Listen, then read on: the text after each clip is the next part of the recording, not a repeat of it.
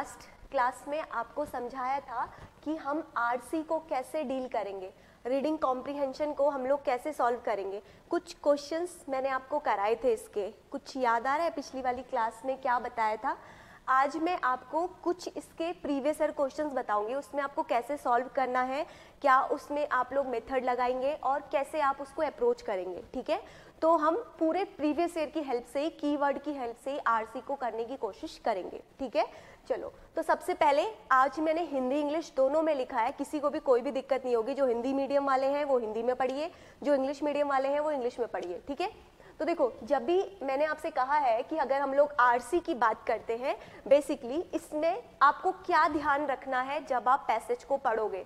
Before starting the session आपको कुछ points मैं बता रही हूँ यहाँ पे, उनको आप लोग अपने दिमाग में रखना। मैंने आपको कहा है एक नोटबुक में इन पॉइंट्स को नोट डाउन करते रहिए और जैसे जैसे आगे जो जो पॉइंट्स बनेंगे उनको फिर समझते रहिए कैसे वो लिंकअप हो रहे हैं। ठीक है, बिकॉज ये बहुत इंपॉर्टेंट है। जब आप ये समझ जाएंगे तो आपको आरसी सॉल्व करने में प्रॉब्लम नहीं होगी। ठीक है, आज मैं 2014 के क्वेश्चंस पेपर आपके साथ डिस्कस करूंगी और उसमें कुछ रिसेंट के भी हैं और जो आज मैंने आपके लिए थीम पकड़ी है उसको बताती हूँ। ठीक है, तो देखो जब आप आरसी पढ़ोगे क्या ध्यान में रखना है, मैंने आपको पिछली क्लास में भी बताया था। इसका मतलब सिर्फ रीडिंग नहीं होता है, मतलब खाली आप बार बार पैसेज को रीड नहीं करेंगे, बिकॉज पेपर ऑलरेडी बहुत लेंदी होता है ना, तो आपको अपना टाइम बचाना है। तो रीडिंग के साथ साथ आपको यहाँ पे क्या भी करना है, आपको अंडरस्टैंड भी करना है। ठीक है, एक पेन लेकर पकड़िए। ठीक है, जो जो आपको वहां पर वर्ड लग रहे हैं अंडरलाइन करते रहिए। और मैंने आपको बताया था जहां पर इंटरलिंकेजेस होता है नेक्स्ट पैराग्राफ से, है ना, जहां पे मैंने आपको बताए थे ट्रांजिशन वर्ड्स जहां पे होते हैं जनरली, वहां पे हमारा आंसर ट्रैप होता है मोस्ट ऑफ द केसेस में। लास्ट क्लास में समझाया था मैंने एक तरीका निकालने का। ठीक है, तो देखो जब आपको रीडिंग के साथ साथ आपको क्या भी करना है, आपको अंडरस्टैंड भी करना है चीजें कैसे यहाँ पर हमें सॉल्व करना है। ठीक है, अब देखो दूसरी चीज, अभी जितने भी पैसेजेस आप मेरे साथ सॉल्व करोगे ना, आपको उन सब में ये अप्रोच को ध्यान में रखना है। ठीक है, मैंने आपको बताया था कि हमारे पैसेजेस में इंपॉर्टेंट होता है कीवर्ड्स। ठीक है, तो जैसे जैसे हमारे कीवर्ड्स चेंज होते हैं तो हमारे आंसर को करने का अप्रोच भी क्या होता है, चेंज होता है। बताया था ना, फॉर एन एग्जाम्पल मैंने आपको कुछ कीवर्ड्स बताए थे, जैसे आपके होते हैं एजम्पशंस, कुछ होते हैं आपके कीवर्ड्स जिसको हम लोग कहते हैं सेंट्रल आइडिया क्या है इस पैसेज का, या मेन थीम क्या है। तो ऐसे बहुत सारे कीवर्ड्स हैं। ठीक है, आज हम जिस कीवर्ड से डील करेंगे वो है आपका सेंट्रल आइडिया।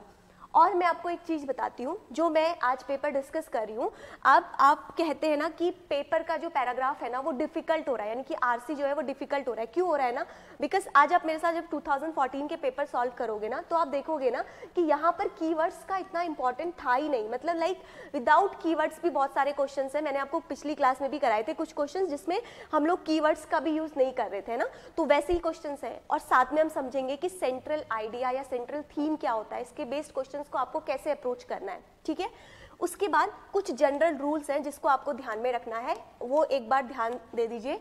कुछ रूल्स हैं जिसको आपको ध्यान में रखना है। ठीक है, पहली चीज सबसे इंपॉर्टेंट जो रूल है ना, मैंने पिछली क्लास में भी आपको एक चीज बताई थी, 2023 का भी कराऊंगी मैं। 2023 का डायरेक्ट इसलिए नहीं करा रही हूँ, मैं आपको 2014 से स्टार्ट करूंगी, बेसिक लेवल से आपको हाई लेवल तक जाएंगे। 23 का करेंगे ना तो फिर आपको वो मजा नहीं आएगा, क्योंकि अगर आप हर एक कीवर्ड का मतलब समझ जाओगे ना तो 23 वाला पेपर आप लोग खुद मेरे साथ सॉल्व कर लोगे। इसलिए मैं चाह रही हूँ कि मैं आपको सारे कीवर्ड्स को प्रीवियस ईयर की हेल्प से ही एक एक पैराग्राफ में आपको समझा दूँ। ठीक है, तो जब आपके सारे कीवर्ड्स आप समझ जाओगे, सारे आप अप्रोच सीख जाओगे कैसे करना है, तो आप 23 वाला खुद मेरे साथ कर लोगे। ठीक है, तो इसलिए मैंने आज 23 वाला नहीं लिखा है, मैं इसलिए आपको ये वाला करा रही हूँ जो 2014 से शुरू करेंगे, 15, 16, 17।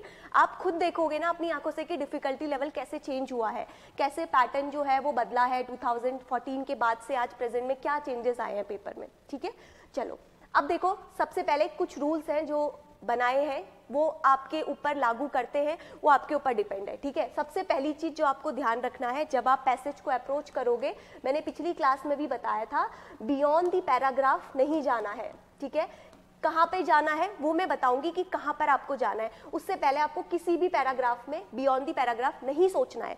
जो आपने जीएस में अपनी नॉलेज गेन करी है ना, उसको यहाँ पर बिल्कुल भी नहीं अप्लाई करना है। ठीक है, पहला थंब रूल अपने दिमाग में बिठा के रख लो कि जीएस की नॉलेज पैराग्राफ में नहीं लगाओगे। ठीक है, दूसरी चीज आपको यहाँ पे क्या करनी है, फर्स्ट थिंग ये क्लियर है ना। सेकेंड थिंग क्या करना है, आपको यहाँ पे ये बहुत सारे लोग कहते हैं कि पहले आप ऑप्शंस को पढ़िए फिर आप पैराग्राफ पे आइए, तो ये चीज़ मैंने आपको लास्ट क्लास में क्लियर करी थी। ये कंप्लीटली आपके ऊपर है। अगर आप पहले पैराग्राफ को पढ़ते हैं ठीक है, आप जिसमें कंफर्टेबल हैं आप वो करिए, किसी और के बनाए हुए रूल्स पे मत चलिए, अपने रूल्स पे चलिए। लेकिन मैंने आपको जो तरीका बताया था, मैंने आपको कहा था कि पहले आप लोग ऑप्शंस को पढ़िए और ऑप्शंस को पढ़ के क्या करना है, क्या समझाया था कि एलिमिनेट करने की कोशिश करिए। ठीक है, एलिमिनेट करने की कोशिश करिए। और कैसे एलिमिनेट करोगे इसके भी मैंने आपको तरीके बताए थे कि कैसे आप एलिमिनेट करोगे ऑप्शंस को। तो अब वो एक दो तरीके देख लेते हैं, फिर सीधे हम पैराग्राफ पे आएंगे, ज्यादा थ्योरी नहीं पढ़ेंगे यहाँ पे। इसके बाद आपको क्या करना है, देखो अब नेक्स्ट थिंग आपको एलिमिनेशन लगाना है। एलिमिनेशन का मतलब ये नहीं है कि कुछ भी तुक्काबाजी लगाना है, ठीक है। एलिमिनेशन कहने का मतलब मेरा यहाँ पर ये है कि आपको क्या करना है, आपको जो पैराग्राफ दिया है उसमें जब आप ऑप्शंस को पढ़ेंगे, ठीक है, तो ऑप्शंस को पढ़ते समय आपको एक्सट्रीम वर्ड्स, जैसे मैंने बताए थे कुछ कुछ स्टेटमेंट्स ऐसे दिए होते हैं ना जो बिल्कुल ही इम्पॉसिबल टाइप है, ठीक है, वैसे एक्सट्रीम वर्ड को आपको नेगेटिव में रखना है कि मे बी ये आपका इनकरेक्ट हो सकता है, ठीक है। और मैंने आपको बताया था ओनली और उसके बाद आपका शुड, ये सब चीजें आपकी जनरली क्या होंगी, इनकरेक्ट होंगी। इसके अलावा मैंने आपको बताया था जहां पर पॉजिटिव बातें बताई गई हैं, जैसे कि किसी पॉलिसी को लेके, किसी चीज को लेके, आपकी कोई पॉजिटिव गवर्नमेंट के इनिशिएटिव को लेके पॉजिटिव स्टेप्स हैं, तो वो जनरली आपके हर एक पैराग्राफ में आप देखोगे वो आपके करेक्ट होते हैं, ठीक है। बाकी धीरे धीरे पैसेज के साथ सीखते रहोगे, ध्यान देने की कोई नीड नहीं है, ठीक है। चलिए सीधे आते हैं हम अब अपने पैराग्राफ पे, और कुछ मैं आप लोगों को ना वो दूंगी जिसमें आपको थोड़ा सा क्या करना है कि रूट वर्ड्स का ध्यान रखना है। रूट वर्ड्स क्या होते हैं ना, एक वर्ड से हम बहुत सारे वर्ड्स बना लेते हैं, तो थोड़ा सा उसका क्या इंपॉर्टेंस है वो मैं आपको एक पेज पूरा एक पैराग्राफ बना के दे दूंगी, उसको बस एक बार देख लेना, उतना ज़्यादा यहाँ पर रोल नहीं है, ठीक है। चलो देखो मेरे सामने एक क्वेश्चन है, आपके सामने मैंने हिंदी इंग्लिश दोनों में लिखा है, पूरा नहीं दिख रहा, इतना बड़ा बड़ा तो लिखा है, कहाँ से नहीं दिख रहा है? अच्छा रुकिए एक मिनट, कोई नहीं छोटा कर देते हैं।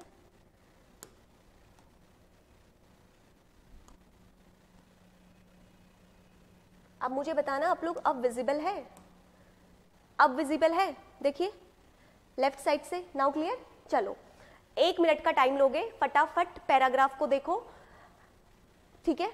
पहले आपको मैं पैराग्राफ दिखाती हूँ, फिर मैं आपको हिंदी इंग्लिश दोनों में मेंशन है, फिर मैं आपको डायरेक्ट ऑप्शंस दिखाऊंगी। आपको 1 मिनट का टाइम दिया है मैंने, जस्ट फटाफट एक बर्ड आई व्यू होता है ना जिसको हम लोग कहते हैं, जल्दी जल्दी से देख लेना कि किस चीज के बारे में यहाँ पर बात करी गई है। तो मुझे तो पूरे फर्स्ट लाइन में ही समझ आ रहा है कि इसमें क्लाइमेट चेंज के बारे में बात हो रही है। आप लोगों को क्या समझ आ रहा है इसमें, इस टॉपिक में किस चीज के बारे में बात करी है, क्लाइमेट चेंज के बारे में? बताइए मुझे, आपको पहली लाइन से ही समझ में आ रहा होगा क्लाइमेट चेंज जो है वो क्या कर रहा है, किस चीज को इफेक्ट कर रहा है, इंडिया के एग्रीकल्चर को कैसे इफेक्ट कर रहा है। तो कंप्लीट यहाँ पर क्लाइमेट चेंज के बारे में बात हो रही है। समझ आ रहा है किस चीज के बारे में ये आर्टिकल बोल रहा है? क्लियर हो रही है ना चीजें? Climate change, yes. तो एक बार मैंने क्या किया, आप लोग बस एक बार फटाफट देख लीजिए कि किस चीज के बारे में बात हो रही है। जैसे मुझे समझ आ गया कि ये पैराग्राफ पूरा का पूरा क्लाइमेट चेंज के रिलेटेड बता रहा है कि क्लाइमेट चेंज का क्या इम्पैक्ट पड़ रहा है, ठीक है। चलो अब क्या करना है, मेरे अकॉर्डिंग आपको सबसे पहले आप ऑप्शंस देखने हैं। देखो जब आप ऑप्शंस को देखोगे ना तो आपको ऑप्शन से भी पता चल जाएगा कि ये पैराग्राफ किस चीज के बारे में बात कर रहा है, ठीक है। मैं आपको सीधे पहले ऑप्शंस दिखाती हूँ। सबसे पहले आप ऑप्शंस को ही देखिए।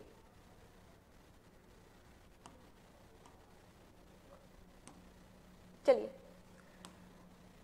सबसे पहले ऑप्शंस को देखिए, पहला तरीका यही करना है आपको, ऑप्शंस को देखिए क्या बात हो रही है ऑप्शंस में, ध्यान से देखिए और पढ़िए और कोशिश करिए कि 1-2 आप एलिमिनेट कर पाओ, फिर हम पैराग्राफ पे आएंगे, ठीक है।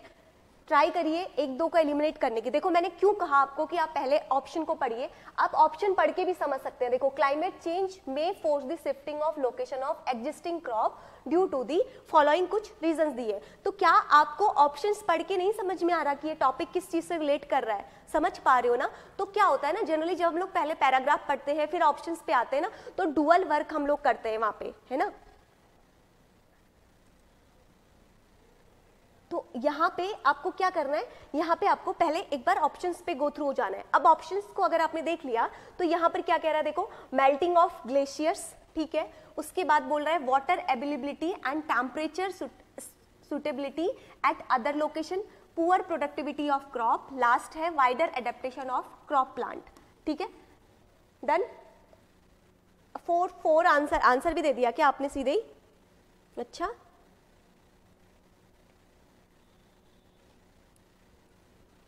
सेकंड, अलग अलग आंसर आ रहे हैं। सेकंड, आपने पैराग्राफ पढ़ा प्रणव या फिर आपने डायरेक्ट आंसर दे दिया मुझे? मैंने आपको, आपका ब्रेन उस लेवल पे ले जाना है कि आपको सीधे पैराग्राफ पढ़ा। सेकंड पैराग्राफ तो मैंने आपको दिखाया ही नहीं, आपने कैसे पढ़ लिया? एक ऑप्शन मेरे को दिया है 1 2 3 4। चलो पैराग्राफ शो करूं। ऑप्शंस देख लिए ना सबने? ऑप्शंस में किसी को डाउट है? दिमाग में क्लिक कर दो। 2 and 3 eliminated. Why 2 and 3 is eliminated? क्यों एलिमिनेट कर दिया आपने? क्या क्लाइमेट चेंज की वजह से पुअर प्रोडक्टिविटी ऑफ क्रॉप नहीं होती है? यस, बिल्कुल, जिसने ये दिमाग लगाया है ना, that is very very good. Melting of glacier वाला जिसने दिमाग लगाया है उसका एकदम करेक्ट है। यस, 1 एलिमिनेट करते ही डायरेक्ट आंसर आ जाएगा इसका। पैराग्राफ पढ़ने की नीड भी नहीं है, बट हम पैराग्राफ पे जाएंगे, ठीक है। देखो इधर, मेल्टिंग ऑफ ग्लेशियर, उसके बाद water availability and temperature suitability at other location, poor productivity of crop, अगली बात आपकी हो रही है wider adaptability of crop plant. इधर देख लो, ग्लेशियरों का पिघलना, अन्य स्थानों पर जल की उपलब्धता एवं तापमान की उपयुक्तता, फसलों की खराब, ये तो पता ही है ना आप लोगों को। क्लाइमेट चेंज होता है, मैंने आपको क्या बोला, जो जनरली करेक्ट स्टेटमेंट है ना उनको ब्रेन में रखिए। तो क्या आप बताओ मुझे, क्लाइमेट चेंज की वजह से क्या क्रॉप की प्रोडक्टिविटी पे इम्पैक्ट नहीं पड़ता है? प्रोडक्टिविटी पुअर होती है ना, आ रही है ना बात समझ में? तो सी तो होना ही होना है, कि ये तो कॉमन लॉजिक है। सी अगर होना है तो ये ऑप्शन मेरा एलिमिनेट हो जाएगा। आप ऐसे कर, अगर आपको कुछ एलिमिनेशन करना नहीं आ रहा तो आप ये कर लीजिए ना, ठीक है। इतना तो समझ आ गया मुझे कि पुअर प्रोडक्टिविटी ऑफ क्रॉप होगी, ठीक है। अब उसके बाद है wider adaptability of crop plant. तो ये हो भी सकता है, नहीं भी हो सकता। फसल पौधों की व्यापक अनुशीलता, ये हो भी सकता है, नहीं हो सकता, हमें नहीं पता, ठीक। अब बचे मेरे पास 2 ऑप्शन। अब पहला वाला बहुत इजीली एलिमिनेट हो सकता है, मेल्टिंग ऑफ ग्लेशियर्स। क्या क्लाइमेट चेंज की वजह से हर बारी आपके मेल्टिंग ऑफ ग्लेशियर्स होते हैं? ये कहीं ऐसा नहीं बताया गया है। आप पैराग्राफ भी पढ़ के देख लीजिए, यहाँ पर आपको कहीं नहीं मिलेगा क्लाइमेट चेंज की वजह से। देखो यहाँ पे क्या क्या इम्पैक्ट दे रखे हैं, पढ़ो जल्दी से एक बार। अब पूरा शॉर्ट ही सिर्फ और सिर्फ ऑप्शंस को पढ़कर ही डायरेक्ट आंसर्स नहीं बताने हैं, आपको एक बार पैराग्राफ पे भी जाना है क्रॉस वेरीफाई करने के लिए, ठीक है। मैंने डायरेक्ट ये नहीं बोला है आपको कि सीधे ऑप्शंस वही टिक करके आ जाइए एग्जाम में, नो। एक बार जब आपको समझ आ रहा है कि यस ये हो सकता है, पॉसिबिलिटी है ना, तो फिर क्या करना है, फिर आपको एक बार पैराग्राफ पे जाके देखना है कि यस जो मैंने पॉइंट रखा था क्या वो करेक्ट है या नहीं है, ठीक है। तो देखो यहाँ पर एग्रीकल्चर इफेक्ट दिखाता है इंडिया में एग्रीकल्चर पे, ठीक है। कुछ आपके पैरामीटर्स हैं जो कि चेंज हो रहे हैं, इंक्रीज कर रहे हैं। एवरेज इतना टेम्परेचर जो है आपका इंक्रीज हो रहा है नेक्स्ट 30 ईयर में। सी लेवल जो है वो राइज हो रहा है 10 सेंटीमीटर सेम पीरियड में। और रीजनल जो वेरिएशंस हैं वो आपके देखने को मिल रहे हैं, ड्रॉट हो रहा है। इसका जो इम्पैक्ट है इंडिया में वो लाइकली क्या है, क्वाइट है और क्रॉप स्पेसिफिक है। तो देखो लिख दिया ना, क्रॉप स्पेसिफिक है। आगे देखो, सम क्रॉप्स में respond favourably to the changing condition, other कुछ और जो है नॉट, कुछ करते हैं कुछ नहीं करते हैं, ठीक है। ये एम्फेसाइज करता है the need promote the agriculture research and create maximum flexibility in the system of permit adaptation, ठीक है। यहाँ तक समझ में आया पहला पैराग्राफ। अब देखो दूसरा, देखो यहाँ पे जल्दी से पढ़ो। की इंग्रेडिएंट क्या है, यहाँ पे ड्रॉट प्रूफिंग हो रहा है, तो मैनेज कर रहे हैं रिचेंज इन एक्वाफायर टू इंश्योर करना है continue yield of important stable crop. जो आपका नेसेसरी होगा हम शिफ्ट करेंगे, जहां पे ये क्रॉप जो है वो ग्रो हो रही है, रिस्पॉन्स कर रही है किसके against, temperature change as well as water availability. पढ़ो आप लोग भी, बिल्कुल मेरी तरफ नहीं देखना है। लेटर विल बी की factor making the long term investment decision, ठीक है। अब पढ़ लो यहाँ पे फॉर हिमालयन, यहाँ पे रीजन दे रखे हैं, ग्लेशियर जो है मेल्ट, बट दैट देखो यहाँ पे दे रखा है एक reason, Himalayan is predicted to increase the over the next 30 years as a glacier melt but then decline substantially thereafter। तो ऐसा तो नहीं है कि कंप्लीटली वो बार बार आपके डिक्लाइन ही हो रहे हैं, ये आपका क्रिटिकल प्रोवाइड है जो इंसेंटिव देगा इन लार्ज स्केल पे। ये सब चीजें यहाँ पे बताई गई हैं। इंडिया को नीड है, कह रहा है लॉन्ग टर्म इन्वेस्टमेंट और रिसर्च इन एग्रीकल्चर के बारे में, ठीक है। ये लास्ट वाली लाइन आपको दिख नहीं रही होगी, इसको एक बार मैं थोड़ा सा ऐसे करके आपको शो कर देती हूँ। देखो अब दिख रही है लास्ट वाली लाइन, दिख रही है। इंडिया को नीड है to make long term investment in the research and development, और आपको बताया गया in agriculture India is likely to experience change weather pattern in further, ठीक है। आया समझ में इसका आंसर कैसे किया, किसी को डाउट है तो पूछो मेरे से। यहाँ पे ही समझ में आया इसका आंसर क्या हुआ और कैसे किया? सिंपल, इसका आंसर था आपका 2 और 3। ये क्लियर हो रहा है? और दूसरा तरीका मैं आपको बताती हूँ, जहां पर वाइडर पर्सपेक्टिव में देखना, एक चीज समझना, एक और तरीका आपको बताती हूँ मैं इस क्वेश्चन को अटेम्प्ट करने का। एक और तरीका था, मैंने आपको क्या बताया, जहां पर ना बहुत ब्रॉड लेवल पे चीजें की बात कर रहा है और वो नेगेटिव सेंस में, जैसे यहाँ पर देखोगे wider adaptability of crop plant, कुछ आपको वर्ड थोड़ा वैसा नहीं लग रहा? वाइडर बहुत ही बड़ा, अगर कह सकते हैं व्यापक अनुकूलशीलता, यानी कि बहुत बड़ा वाइडर। अगर यहाँ पे नैरो देता तो ये करेक्ट होने की पॉसिबिलिटी हो जाती, लेकिन यहाँ पर वाइडर वर्ड दिया था तो इससे भी मैं इसको एलिमिनेट कर सकते थे, तो भी हमारे पास 2 ऑप्शन बचते, 1, 2 और 3। अगर आपको फर्स्ट 1 क्लियर था तो डायरेक्ट इसका आंसर निकल जाता। तो एग्जामिनर ने आपको स्टक किया था इस पॉइंट पे, मेल्टिंग ऑफ ग्लेशियर्स पे। ठीक है, ये क्लियर है? इसका सेकंड क्वेश्चन दिखाऊं? किसी को डाउट है तो प्लीज पूछते रहना मेरे से, ठीक है? सेकंड देखिए, बताइए, ये इसी का सेकंड क्वेश्चन है। यहाँ पर आपको जो 2014 में जो प्रीवियस ईयर में क्वेश्चंस आते थे ना, इसमें आपको कीवर्ड्स देखने को नहीं मिलेंगे, डायरेक्ट स्टेटमेंट है और आंसर देखने को मिल रहे हैं। देखो क्या है, according to the passage why it is important to promote the agriculture research in India. क्यों इंपॉर्टेंट है एग्रीकल्चर रिसर्च को प्रमोट करना इन इंडिया? बताओ, कॉमन सेंस से। Yes, very good. देखो पहला क्या दे रखा है, to predict the variation in the monsoon pattern and to manage the water resources. बताओ, no, A is not the correct. देखो मैंने आपको क्या बोला था, जहां पर 2 बार एक चीज की बात होती है, ये आप ना जीएस में भी ध्यान रखना, to predict the variation in monsoon and to manage the water resources. To manage, to predict, ऐसे स्टेटमेंट हमेशा करेक्ट होते हैं, इनकरेक्ट होते हैं। ठीक है, दूसरा आप जीएस के पेपर में ध्यान रखना, इस बात को आप मेरे दिमाग में बिठा लो, जहां पर आपको बात करेगा ना कि ये बॉडी ने ये किया है और साथ में आपको 2-3 बॉडी दे देगा, WHO ने भी किया है और मिनिस्ट्री ऑफ वाटर ने भी किया है, ऐसे करके आप देखोगे बहुत सारे स्टेटमेंट आपको प्रीवियस ईयर के क्वेश्चन पेपर में देखने को मिलेंगे। तो 2 स्टेटमेंट जहां पे है ना, वो आपकी जनरली क्या होता है, इनकरेक्ट होते हैं। ठीक है, तो पहला मेरा यहाँ पे सीधे हट जाएगा, टू प्रिडिक्ट, क्या कह रहा है, variation in monsoon pattern and to manage the water resources, हटा दो इस स्टेटमेंट को। ठीक है, अब देखो अगला क्या कह रहा है, to make long term investment decision for economic growth. क्या ये पॉसिबल है? बताओ मुझे, क्या आप प्रिडिक्ट कर सकते हो? जनरली सोचो, कॉमन सेंस से सोचो, to make long term investment decision for economic growth, क्या ऐसा होगा? आप लॉन्ग टर्म पे इकोनॉमिक ग्रोथ के लिए आप प्रिडिक्ट कर सकते हो, आप ये सब कर सकते हो? ये इनकरेक्ट है, ये करेक्ट है, साफ पता चल रहा है ना, दिस इज इनकरेक्ट। नाउ अब कंफ्यूजन होगा आपको 2 ऑप्शन में। ठीक है, एक ऑप्शन है आपका to facilitate wider adaptability of crop, इसके बारे में बात करी गई थी, to predict the drought condition and to recharge aquifer. फिर देखो 2 बस हटा दो, सोचना ही नहीं, जहां पे 2 आ गया तो आंसर विल बी सी। आया समझ में कैसे किया? ये स्टेटमेंट आपका लिखा भी हुआ है, मैं आपको एक दिखा भी देती हूं, अगर आपको लग रहा है कि मैंने ऐसे ही आंसर दे दिया तो यहां पर देखो, यहां पर देखो, यहां पर इधर पे कहीं लिखा भी गया था इस स्टेटमेंट को, हर जगह पे उसी चीज के बारे में बात हो रही है। आप देखो हर एक पैराग्राफ में जनरली इसी के बारे में बात हो रही है, वाइडर क्रॉप के बारे में, इनको हमें ये करना है, यहाँ देख लो आप, तो कोई और बच्चा ही नहीं, लार्ज स्केल में शिफ्ट करना है एग्रो इकोनॉमिक कंडीशंस पे। इंडिया को नीड है कि वो लॉन्ग टर्म इन्वेस्टमेंट करे in research and development in agriculture. देखो यहाँ पे दिया है ना, India is likely to experience change weather pattern in the future. तो एग्रीकल्चर के बारे में एक ही पॉइंट है हमारे पास, that is C, adaptability of crop. Agriculture में क्या आती है हमारे पास, क्रॉप। ग्लेशियर वाला ऑप्शन गलत इसलिए है, देखो यहाँ पे ये जब ये एग्जाम में क्वेश्चन आया था ना तो मोस्ट ऑफ ने फर्स्ट भी करेक्ट किया था। तो मेल्टिंग ऑफ ग्लेशियर इसलिए इनकरेक्ट है क्योंकि हमेशा नहीं हो रहा है। देखो क्लाइमेट चेंज का मतलब आप लोग समझते हो, ज्योग्राफी का टर्म है, बेसिक टर्म है। क्लाइमेट चेंज का मतलब बताओ तो कोई मुझे कमेंट में क्या होता है, what is the meaning of climate change, किसको कहते हैं क्लाइमेट चेंज, बताओ दो। क्लाइमेट चेंज का मुझे मतलब बताओ कोई कमेंट में, क्यों गलत है कोई बताओ मुझे, प्रणव और अमर कोई आंसर दो। देखो आप लोग कितना समझे हो फर्स्ट पॉइंट को।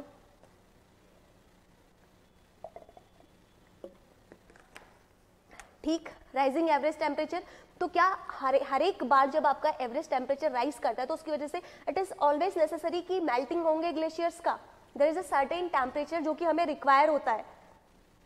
आ रही ना बात समझ में? Climate change is nothing just a variation in the average temperature या नॉर्मल टेम्परेचर में कोई चेंज हो रहा है। ठीक है, तो अब मुझे एक बात बताओ, नॉर्मल टेम्परेचर में चेंज मतलब थोड़ा सा गर्मी चले तो थोड़ा सा ठंड आई ना, तो क्या हो गया, ठंड आने पे तुरंत मेल्ट हो गए क्या ग्लेशियर? ऑलवेज सेटिस्फैक्टरी कर रहा है क्या इस पॉइंट को? यस, क्लाइमेट चेंज जो है वो लीड करता है किसकी तरफ, इन्वायरमेंटल फैक्टर की तरफ, जो कि क्या करते हैं, कॉज करते हैं राइज इन द टेम्परेचर। आ रही ना बात समझ में, इसीलिए हमारा ये ऑप्शन आपका गलत किया गया है। क्लियर हिमांशु, क्लियर है? अभी आज आप मैं 10-12 क्वेश्चंस आपको कराऊंगी, आपको बिल्कुल प्रैक्टिस हो जाएगी, आप टेंशन मत लो। देखो आप आगे कैसे कैसे करोगे। ये नेक्स्ट क्वेश्चन है, चलो जल्दी से। विजिबल है क्वेश्चन, एक बार मुझे कमेंट में बता दो क्वेश्चन विजिबल है। इससे मैंने डायरेक्ट फोटो ही ले ली है, विजिबल है ना? चलो जल्दी से देखो फटाफट, आप लोग मुझे आप कमेंट में बताना। विजिबल नहीं है? कहाँ से विजिबल नहीं है?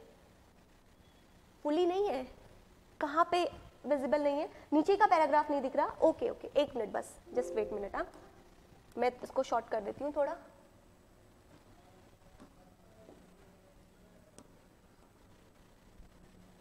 नाउ अब बताओ, अब बताओ विजिबल है? विजिबल है? चलो आप लोग मुझे बताना पहले क्या दिखाना है आपको, मुझे पहले पैराग्राफ दिखाना है या फिर ऑप्शंस दिखाने हैं? आप जो बोलोगे मैं उस अप्रोच से आपको पढ़ाऊंगी। पहले ऑप्शंस, एवरीवन, सबको पहले ऑप्शंस। चलो ठीक है, यही मेथड से करेंगे हम लोग, ठीक है? ये मैं थोड़ा ऑप्शंस आपको पहले शो कर देती हूँ। चलो देखो, ये भी विजिबल नहीं हो रहा होगा।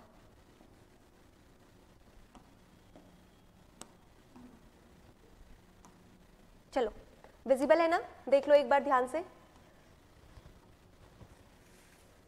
केशव आपको समझ आ रहा है ना? कहीं पे डाउट हो तो प्लीज पूछ लेना, ठीक है? कोई भी किसी को भी कहीं पे भी डाउट हो तो।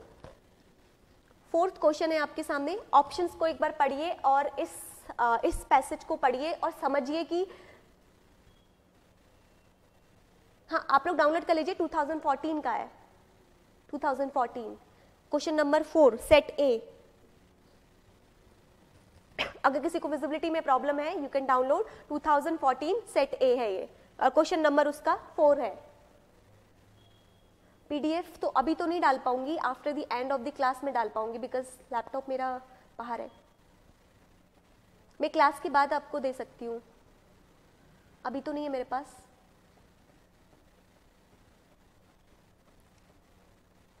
आपको विजिबिलिटी में प्रॉब्लम हो रही है क्या? पढ़ने में दिक्कत हो रही है? बहुत अच्छे से मैंने कोशिश तो किया है बनाने का। सेट ए है, इट्स ओके, ठीक है। चलो देखो, अब मुझे बताना आप लोग, ठीक है? पैराग्राफ ऑप्शंस पढ़ के मुझे बताओ ये पैराग्राफ बेसिकली किस चीज के बारे में बात कर रहा है। वी विल मैनेज, ठीक है? अगर नहीं कोई इश्यू होगा ना तो मैं क्लास एंड के बाद आपको ना पीडीएफ शेयर कर दूंगी, तो आप लोग मैच करके देख लेना एक बार, ठीक है? चलो फोर्थ है, देखो किस चीज के बारे में बात हो रही है, मुझे कुछ बता सकता है कोई कि ये आर्टिकल, ये पैराग्राफ बेसिकली किस चीज के बारे में बात कर रहा है? देखो, which of the statement given above is are correct, यानी कि यहाँ पर मेरा कोई भी कीवर्ड नहीं है। तो मैंने आपको जैसे बताया कि पहले के क्वेश्चन इजी क्यों होते थे, बिकॉज इसमें जनरली कीवर्ड्स हमारे नहीं रहते थे, ठीक है? अब देखो यहाँ पे क्या बात हो रही है, according to the passage an oil company can make greater profit if a transparent formula for petrol pricing is announced every fortnight or month by। क्या समझ आ रहा है किस चीज के बारे में बात हो रही? सॉरी, ये आर्टिकल किस चीज के बारे में बात कर रहा है, कोई कमेंट में बता सकता है without going to the passage?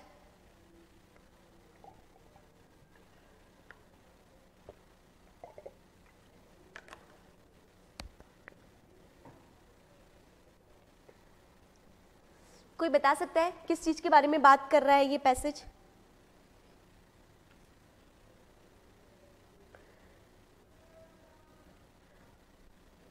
Oil company profit and management, ठीक है? एक देखो, एक तरीका होता है ना, आप ना कॉस्ट इफेक्ट अप्रोच लगाओ, ठीक है? ये क्या होता है मैं आपको बताती हूँ। कॉस्ट इफेक्ट का मतलब क्या होता है कि किस चीज के बारे में यहाँ पर बात हो रही है, मतलब मेरा कॉस्ट क्या है, ठीक है? और उसका इफेक्ट का मतलब है कि रिजल्ट क्या निकलेगा, ठीक है? जैसे मैं अगर इस क्वेश्चन में बात करूं तो यहाँ पे क्या बात हो रही है, देखो, according to the passage oil company, ठीक है? कोई कॉस्ट क्या है मेरे पास, यहाँ पर मेरी कॉस्ट है, यहाँ पर कोई एक ऑयल कंपनी है, क्लियर चीज हो रही है? क्लियर? अब क्या बोल रहा है, इसको आपका क्या करना है, ग्रेटर प्रॉफिट करना है। इस ऑयल कंपनी को इफेक्ट में क्या चाहिए, इसको चाहिए कि इसको ग्रेटर प्रॉफिट करना है, ठीक है? ग्रेटर प्रॉफिट करना है इन अ ट्रांसपेरेंट फॉर्मूला। एक मतलब ट्रांसपेरेंट फॉर्मूला का मतलब आप लोग समझते हो, मतलब चीजें सब क्लियरली है। ट्रांसपेरेंट अगर कभी समझ में ना आए तो इधर देख लिया करो, ठीक है? मतलब पारदर्शी, ट्रांसपेरेंसी पढ़ा भी होगा आपने, transparent formula for petrol pricing, ठीक। अब क्या कह रहा है, इज अनाउंस एवरी फोर्टनाइट और अ मंथ बाय। अब क्या करना चाहिए उसको, प्रमोट इट्स सेल्स, क्या उसको अपने सेल्स को प्रमोट करना चाहिए ताकि वो ट्रांसपेरेंसी वर्ड लिखा है। ट्रांसपेरेंसी का मतलब समझते हो ना, जहां पर आप क्या कर रहे हैं, ट्रांसपेरेंसी का मतलब आप लोग समझते हो, मुझे कोई बताएगा ट्रांसपेरेंसी का मतलब समझ गए तो आप इसका आंसर कर दोगे, वेरी गुड, मेरे पास आंसर भी। ट्रांसपेरेंसी का मतलब है जहां पे आप लोग ऑर्गेनिक तरीके से कर रहे हो, ठीक है। पहला ऑप्शन क्या कह रहा है, प्रमोटिंग इट्स सेल्स। अरे भाई, अगर आप अपने सेल्स को प्रमोट करोगे ज्यादा से ज्यादा तो आप तो ट्रांसपेरेंस वे में नहीं कर रहे हो। ट्रांसपेरेंस वे में क्या कब होती हैं चीजें, जब आपके पास कस्टमर खुद आ रहे हैं, आप प्रमोट नहीं कर रहे हो चीजों को। आ रही ना बात समझ में, है ना। चलो देखते हैं, ये तो मुझे डाउट लग रहा है, ठीक है। अगर आप इसको फोर्थ ऑप्शन फिर देखते हो, अंडरस्टैंडिंग इनोवेशंस। यस, ये तो बिल्कुल अच्छा आइडिया है कि अगर मुझे अपने बिजनेस को प्रमोट करना है तो मुझे क्या क्या करना होगा, मुझे नए आइडियाज लाने होंगे ना। तो ये तो ऑप्शन एकदम जनरली करेक्ट हो रहा है। ध्यान दो बस, कॉस्ट इफेक्ट पे ध्यान दो। कॉस्ट क्या है, ऑयल कंपनी को अपने इफेक्ट लाना है, ग्रेटर प्रॉफिट करना है, but the condition is transparency way में करना है, ठीक है। अगली बात क्या हो रही है, कटिंग कॉस्ट, ठीक है। लास्ट बोल रहा है selling its equity share at higher price. अरे अगर वो अपने सेलिंग हायर प्राइस पे करेगा तो कैसे उसको ज्यादा प्रॉफिट होगा, बताओ। प्रॉफिट कब होता है, जब आप लार्जर ऑडियंस को कनेक्ट करते हो। अगर आप अपने इक्विटी के प्राइस बहुत ज्यादा हाई कर दोगे तो आप लार्जर ऑडियंस को कैसे कनेक्ट करोगे। सीधे सीधे पता चल गया डी इज इनकरेक्ट। भाई चलो डी हटा दो, डी हट गए तो मेरे पास कितने ऑप्शंस बचे, only left with the 2 options. तो मैंने यहाँ पे बताया प्रमोटिंग इट सेल्स। तो प्रमोटिंग इट सेल्स मैंने आपको स्टार्टिंग में ही बताया, ये ऑर्गेनिक तरीका नहीं है। हमें कहा है क्वेश्चन में कि हमें ट्रांसपेरेंसी में करना है, तो मेरा आंसर निकल के आ गया, दैट इज बी। आई बात समझ में, मैंने कैसे किया,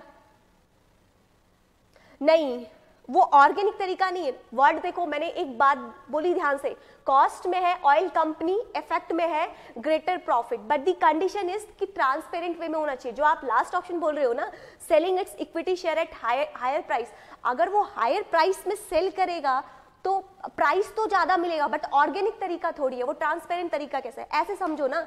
मैं एक इंस्टीट्यूशंस को रन कर रही हूँ फॉर एन एग्जांपल, ठीक है। तो यहाँ पर कॉस्ट में समझो इट्स मी, और मैं किसी ऑर्गेनाइजेशन को चला रही हूँ, और इफेक्ट में समझो मुझे क्या चाहिए, मुझे ग्रेटर प्रॉफिट चाहिए, ठीक है। यही हो रहा है यहाँ पे, ऑयल कंपनी को भी ग्रेटर इफेक्ट ग्रेटर प्रॉफिट चाहिए। तो अब और मेरे साथ कंडीशन है कि मुझे ट्रांसपेरेंट वे में करना है। अब किसी भी बिजनेस को रन करने के 2 तरीके होते हैं, या तो आप उसको ऑर्गेनिक तरीके से करो या फिर आप इनऑर्गेनिक तरीके से ऑडियंस को लाओ। इनऑर्गेनिक तरीके से लाने का मतलब क्या होता है, आप ज्यादा से ज्यादा मार्केटिंग करो, आप प्रमोशन करो। तो अगर आप प्रमोट करोगे अपने सेल्स को ज्यादा से ज्यादा तो लोग तो देखेंगे ही ना, तो आएंगे तो सही, लेकिन वो ऑर्गेनिक तरीका नहीं है। ऑर्गेनिक तरीका क्या होता है, जब लोग आपके प्रोडक्ट को देखकर आ रहे हैं आपके पास, तो पहला तो सीधे ही इनकरेक्ट हो गया। अगर आप पहला एलिमिनेट करते हो तो स्टिल आपके पास फोर्थ ऑप्शन तो ऐसे एलिमिनेट हो जाएगा। 2 ऑप्शंस बचेंगे, 2 and 3 और 3 and 4, और बिल्कुल 2 पॉइंट इनकरेक्ट कोई बोल ही नहीं सकता। अगर आपको किसी भी चीज को रन करना है तो आपको इनोवेशन आइडियाज लाने होंगे। तो यही तो है, अगर ऑयल कंपनी इनोवेशन आइडियाज लाएगी तो इफेक्ट में उसको क्या होगा, ग्रेटर प्रॉफिट मिलेगा। तो सेकंड तो करेक्ट है ही, सेकंड करेक्ट है। तो उसके बाद कटिंग कॉस्ट, यस, कॉस्ट कम करेगी तब भी इफेक्ट मिलेगा। ऑर्गेनिक कंसेप्ट हर जगह यूज कर सकते हैं,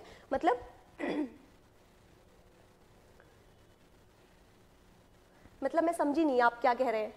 प्रमोटिंग इस सेल्स का मतलब क्या होता है, ये समझिए। ऑर्गेनिक मेथड्स यहाँ नहीं, हमें क्वेश्चन में ट्रांसपेरेंट बोला है। यहाँ देखो, ट्रांसपेरेंट फॉर्मूला यूज करना है उस ऑयल कंपनी को। क्वेश्चंस में हमें, अरे नहीं, it's mention in the questions. देखो क्वेश्चन में देखो मेंशन है, ट्रांसपेरेंट फॉर्मूला लगाना है इस ऑयल कंपनी को, इसीलिए हम प्रमोट कर रहे हैं। अगर जरूरी नहीं है किसी और क्वेश्चन में नहीं लिखा होगा transparent formula, then it will be correct. आ रही बात समझ में, वो डिपेंड करेगा क्वेश्चन टू क्वेश्चन। इसलिए मैं आपको कह रही हूँ फोकस ऑन दी ऑप्शंस को, ऑप्शंस पे ध्यान दो, आपको तब समझ में आएगा मैं क्या बोल रही हूँ इतनी देर से। अब आए इस बात समझ में क्यों मैं उस पर बार बार फोकस कर रही हूँ। अब पैराग्राफ पढ़ना है, मुझे बताओ पैराग्राफ पढ़ना है। चलिए पैराग्राफ पे भी चलते हैं जल्दी से। अब पैराग्राफ पढ़ लीजिए एक बार फटाफट से। पहले आपके जनरली एक पैराग्राफ पे 2-3 क्वेश्चंस आते थे, अगर आपने भी प्रीवियस ईयर के क्वेश्चंस देखे होंगे। जल्दी से इसको एक बार फटाफट पढ़ लो, क्या बोल रही है यहाँ पे। आनंद आपको समझ आ रहे हैं, केशव समझ आ रहा है कैसे कर रहे हैं, प्लीज पूछ लेना जिसको भी जो भी डाउट होगा। एकदम अच्छे से पढ़िए इनको, थोड़े थोड़े धीरे धीरे 2-3 साल के जब हम कर लेंगे ना, आपको फिर समझ में आने लगेगा तरीका।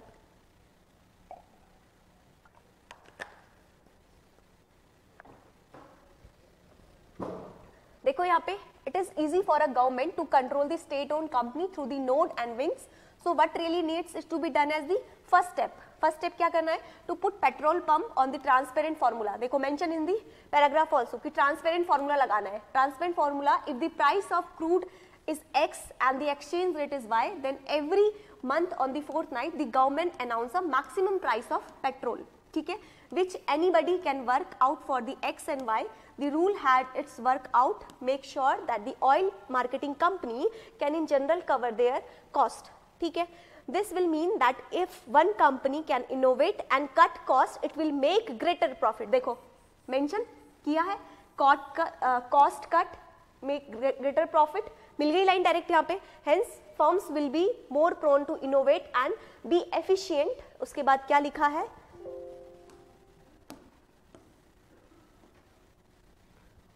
Be efficient under this system. Once the rule is announced, there should be no interference by the government. ठीक है?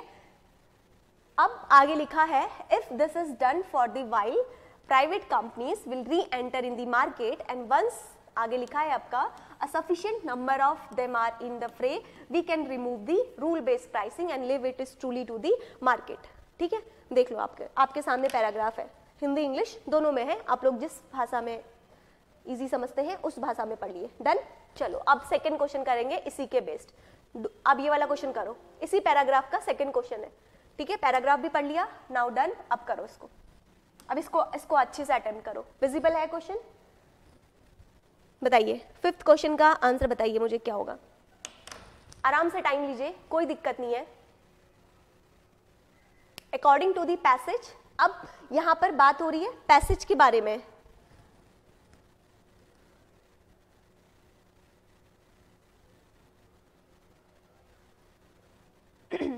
डी आंसर दे दिया, जल्दीबाजी में दे दिया क्या? ध्यान से देखो एक बार, ना रीचेक करो. फिफ्थ का आंसर दीजिए मुझे. According to the passage. अब पैसेज के अकॉर्डिंग ही आपको आंसर करना है. अकॉर्डिंग टू दी पैसेज ही जाना है. अब बाहर के दिमाग नहीं लगाना. देखो इसमें मेंशन कर दिया डायरेक्टली कि अकॉर्डिंग टू दी. देखो यहाँ पे ध्यान से, अकॉर्डिंग टू दी पैसेज ही आपको जाना है. बियॉन्ड दी पैसेज बिल्कुल भी नहीं जाना है. क्या बोल रहा है? प्राइवेट ऑयल कंपनीज री enter the oil producing market if. कब एंटर करेंगी? ध्यान से देखो, अभी बताया है और पूरे पैसेज में उसके बारे में चिक चिक के बाद भी हुई है. A transparent rule based petrol pricing exist. करो, मैं नहीं बताऊंगी. Yes, very good very good very good very good. Yes yes, good good good. Third element होगा. वेरी गुड, बिल्कुल सही. आपका दिमाग अब चलने लगा है मेरी तरह. शाबाश. हाँ गुड. आगे बात समझ में. फर्स्ट तो बिल्कुल ही हमारा क्या है? करेक्ट है. हटा दो भाई जिसमें फर्स्ट ही नहीं है. आ गया आंसर. 1 मिनट का काम था. हाँ यस, नो सब्सिडीज यूज. बिल्कुल सही. ये भी नहीं है, ये subsidies are given by the government. This is again. अरे बस फर्स्ट पकड़ो ना. पूरे पैराग्राफ में ट्रांसपेरेंट रूल बेस की बात हो रही थी. मैंने आपको एक तरीका और बताया. इन तरीकों को ना दिमाग में बिठाओ. यूपीएससी के फर्स्ट क्वेश्चन का सेकंड क्वेश्चन में भी आंसर मिलता है, जीएस के पेपर में भी होता है. इससे पहले में ही बोला था उसने ट्रांसपेरेंट, ऊपर ही लिख कर दिया था. अब देखो यहीं पे इसने अगले फर्स्ट पॉइंट में ही कह दिया कि transparent rule based petrol pricing exist. तो फर्स्ट ऑप्शन तो करेक्ट होना ही है. तो कोई और ऑप्शन है क्या जिसमें फर्स्ट है? बताओ. 1 मिनट का काम था इसको आंसर देना. क्लियर? आ रहा है समझ में? कैसे अप्रोच कर रहे हैं मुझे कमेंट में बताओ. आ रहे हो, समझ रहे हो? यस हाँ बिल्कुल. आपको एक्सपर्ट होना है. मैं आपको कह रही हूँ 28 क्वेश्चन आने हैं तो 25 करेक्ट करने हैं. इतना एक्सपर्ट होना है. ठीक है? और हो जाओगे, बस खुद पे भरोसा रखना. ठीक है? चलो अब बात करते हैं अगले पैराग्राफ की. अब मुझे बताओ कमेंट में, पहले क्या दिखाऊं? मुझे लग रहा है आप लोग शायद पहले ऑप्शन वाले में ही क्वेश्चंस. हाँ चलो पहले क्वेश्चन ही दिखाते हैं, फिर पैराग्राफ आपको मैं दिखाऊंगी. ठीक है? ये बहुत बड़ा है बिकॉज इससे ना 2 3 4 क्वेश्चन पूछे गए थे. तो मैं आपको पहले क्वेश्चन दिखा देती हूँ, फिर आप लोग 2 मिनट 3 मिनट का टाइम लो, आराम से पढ़ो, कोई जल्दीबाजी नहीं है. एक बार सीख जाओगे फिर तो फटाफट आंसर करने लगोगे. ठीक है? पहले मैं आपको सारे क्वेश्चंस दिखाती हूँ, फिर मैं आपको पैराग्राफ शो करूंगी. डन? इस पे बेस्ड 4 क्वेश्चंस पूछे गए थे. अब यूपीएससी अगेन ये मेथड आपका रीयूज कर रहा है जिसमें वो एक पैराग्राफ पे आपको बहुत सारे क्वेश्चंस दे रहा है. ठीक है? पैराग्राफ पढ़ते रहोगे तो फिर घूम जाओगे. चलो करो. और मुझे ऑप्शंस पढ़ के जल्दी से बताना कि इस पैराग्राफ में क्या समझ आ रहा है आपको क्वेश्चन पढ़ के कि किस चीज के बारे में बात हो रही है, ओवरऑल इसकी थीम क्या है, मुझे बताओ कमेंट में। पैराग्राफ पढ़ के बताओ मुझे कि इसकी थीम क्या है।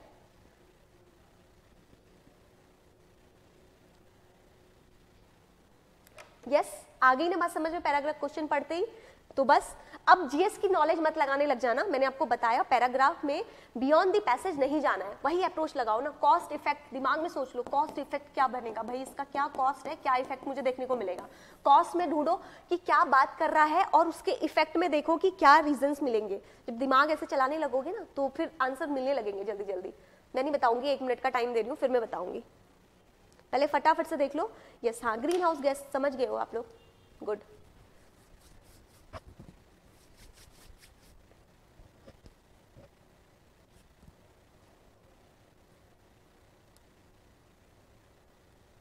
इसमें एक ऑप्शन पे मैं इसका आंसर दे सकती हूँ, एक ऑप्शन को एलिमिनेट करके। आप लोग भी चलो ट्राई करो। तो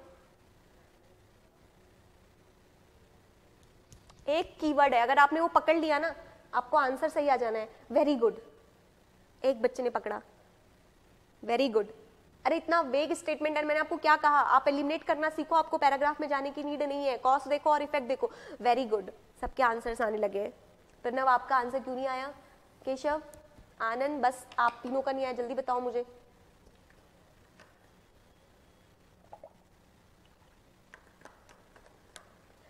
यस अमर, आपका आंसर राइट है। अब तो दिक्कत नहीं हो रही होगी अमर, हिंदी में भी लिख दी है मैंने पैराग्राफ, कोई इशू है? केशव, आप दोनों को कोई दिक्कत तो नहीं हो रही ना? हिंदी में भी लिख दी है मैंने, आप लोग को लास्ट उसमें इशू हुआ था थोड़ा सा। नो नो आनंद, दोबारा चेक करो, दोबारा पढ़ो आप पैराग्राफ। कॉस्ट देखो और इफेक्ट देखो क्या बोल रहा है। कॉस्ट इफेक्ट अप्रोच लगाओ, सबसे है। नो इशू, ठीक है, चलो बढ़िया है। बताऊं मैं? प्रणव आप कहाँ गायब हो गए, आपका आंसर नहीं आया अभी तक।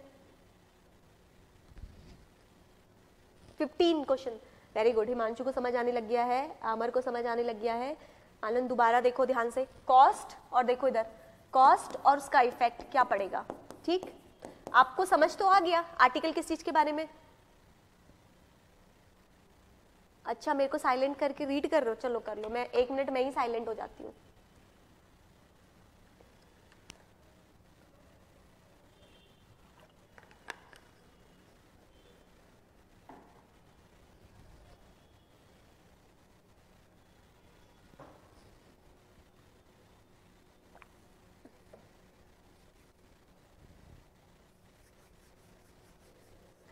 हिमांशु, कॉन्फिडेंस आ रहा है अब? Yes, very good. केशव ने भी सही आंसर दिया, बड़ी खुशी होती है मुझे जब आप लोग सब सही आंसर देते हो। हाँ गुड। आनंद, वेरी गुड, शाबाश। आप ही रह गए प्रणव पीछे। चलो देखते हैं, कॉस्ट और इफेक्ट देख लेते हैं एक बार। चलो हम ही देख लेते हैं। ग्रीन हाउस गैस के बारे में बात कर रहा है, यानी कि कॉस्ट क्या है? ग्रीन हाउस गैस है हमारे यहाँ पे, ठीक है। अब बोल रहा है कि आपको क्या स्टेटमेंट दे रखे हैं, देखो। According to the passage, which one of following would help in mitigation of greenhouse gases? Mitigation का मतलब समझते हो? हाँ यस, ये भी कर सकते हैं, बिल्कुल सही। चलो कोई नहीं, मैं बताती हूँ। देखो, मिटिगेशन का मतलब समझते हो क्या होता है? किसी चीज को क्या करना, कम करना या बढ़ाना, बताओ तो मुझे। मिटिगेशन तो पढ़ा होगा ना? यस, किसी चीज को क्या करना, कम करना। तो ग्रीन हाउस गैस के इफेक्ट को कम करना है। कॉस्ट है मेरा ग्रीन हाउस गैस के, उसको हमें कम करना है। इफेक्ट में हमें उसके रिजल्ट्स देखने हैं कि क्या क्या रिजल्ट्स हमें मिलेंगे। यही हमें ऑप्शंस दे रखे हैं 4-5, ठीक है। तो देखो पहला क्या कह रहा है, reducing the consumption of meat. ठीक है, हमें नहीं पता कि reducing of consumption of meat करता है कि नहीं करता है, ठीक है, डाउट में रख देते हैं, कोई दिक्कत नहीं है। 4 ऑप्शंस हैं, बहुत इजीली कर सकते हैं इस क्वेश्चन को अटेम्प्ट। अगला देखो क्या है, रैपिड इकोनॉमिक लिबरलाइजेशन। जरा इस पॉइंट को एक बार ध्यान से देखो तो तुम, रैपिड इकोनॉमिक लिबरलाइजेशन। अगर हम, लिबरलाइजेशन का मतलब पता है, ग्लोबलाइजेशन, लिबरलाइजेशन पढ़ा है ना। अगर कभी एग्जाम में नहीं आए समझ में तो क्या करना है ना, ये गांठ भी बांध लेना मेरी इस बात को, हिंदी में पैराग्राफ को चेक कर लेना। देखो क्या कह रहा है, तीव्र आर्थिक उदारीकरण। अरे भाई अगर हम बहुत तेजी से रैपिड इकोनॉमिक लिबरलाइजेशन करेंगे तो क्या ये ग्रीन हाउस गैस इफेक्ट को कम करेगा? कॉमन सेंस लगाओ, कॉमन सेंस। वैसे भी जहां पे रैपिड, फास्ट ऐसे वर्ड आ जाए ना, हटा दो भाई। मेरे को नहीं, सेकंड मेरे को पता चल गया डेफिनेटली इनकरेक्ट है, हटा दो second incorrect, second incorrect, second incorrect. What is the correct answer? C is the correct answer. यहीं से आ गया मेरा आंसर। उसके बाद आगे पढ़ लेते हैं, रिड्यूसिंग दी कंज्यूमरिज्म। ठीक है, ये तो बिल्कुल सही बोल रहा है, अगर हम कंज्यूम कम करेंगे तो आएगा, तो थर्ड आंसर मेरा है। बट थर्ड से आप सिर्फ एक ही ऑप्शन एलिमिनेट कर पाओगे। लास्ट देखो, modern management practices of live stock. क्या ऐसा हो रहा है क्या, जो हम लोग मॉडर्न में प्रैक्टिसेस यूज कर रहे हैं, क्या ये इफेक्ट कर रहा है? कहीं से कहीं तक नहीं कर रहा, हटा दो सीधे। Yes, second is out of the passage. तो मेरा ये था जो प्रणव ने पकड़ा, that is second point. Rapid economic liberalisation होगा तो ग्रीन हाउस गैस का इफेक्ट कम नहीं होगा। क्वेश्चन में कहा है मिटिगेशन करना है हमें। आ रही बात समझ में? क्लियर है सबको? आगे बढ़े। क्या पैराग्राफ इसका आप लोग रीड करना चाहोगे या सीधे नेक्स्ट क्वेश्चन पे चले? फिर आप लोग सोचोगे कि सीधे हम लोग पैराग्राफ ही नहीं पढ़ रहे हैं। एक बार पढ़ लो प्लीज, क्योंकि इसके 4 क्वेश्चन आने हैं। एक बार फटाफट पढ़ लो जल्दी से। विजिबल है? Paragraph is visible? बता दो मुझे कमेंट में। जल्दी से 1 मिनट फटाफट पढ़ो, जैसे जैसे हो जाए। मैं 2 मिनट का टाइम दे रही हूँ, फिर आगे कर लूंगी। डाउन से नहीं है? चलो रुक जाओ 1 मिनट में फटाफट इनको लाइन पे लगा देती हूँ।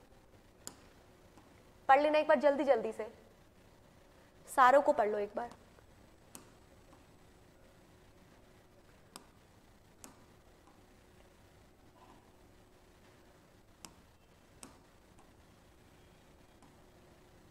फिर कहीं आप कहो कि मैम तो हमें ऐसे हवा में बता दे रही है बिना पैराग्राफ पढ़े, है ना, तो वो चीज़ भी नहीं करनी है।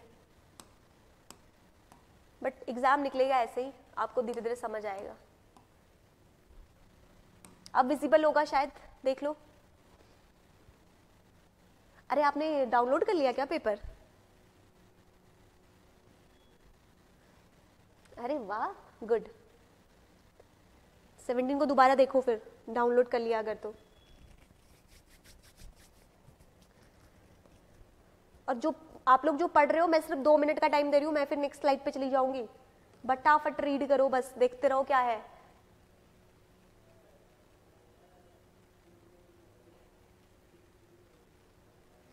देखो फटाफट ऐसे पॉइंट्स जहां से बनने हैं। देखो मिटिगेशन क्या करेगा, रिक्वायर है एक major shift to produce and consume the energy, shift away from the overwhelming dependence on the fossil fuels, now long overdue, but unfortunately technology's development has been slow and inadequate. देखो यहाँ पे तो सीधे बोल दिया है ना।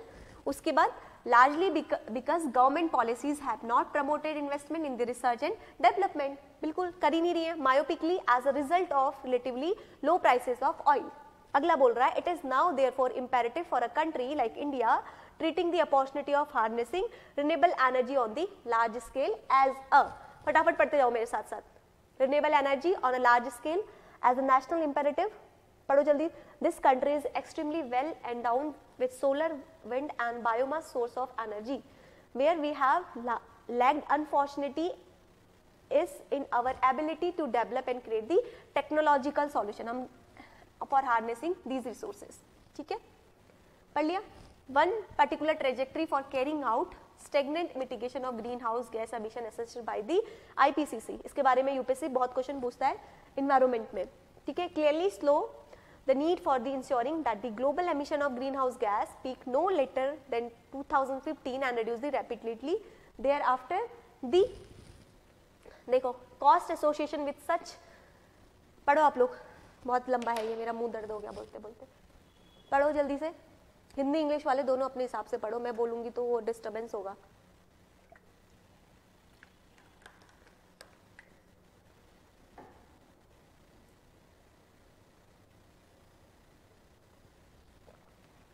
इससे पहले आपने, अभी भी गलत है आपका आंसर.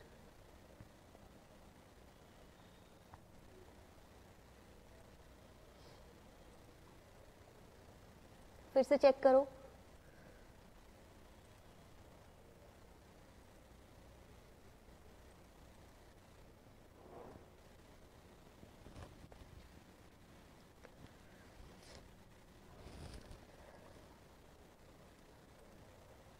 डन. मुझे बताते रहना जो लोग पढ़ रहे हैं. Done, page done. चलो गुड, फटाफट पढ़ो, स्पीड भी बढ़ाओ. जल्दी पढ़ो अगला अगला स्लाइड।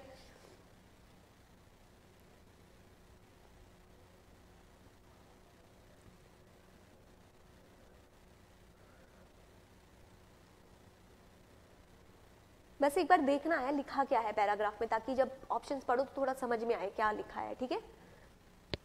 फूड एग्रीकल्चर ऑर्गेनाइजेशन, जैसे हो जाएगा डन लिख देना कमेंट में फटाक से।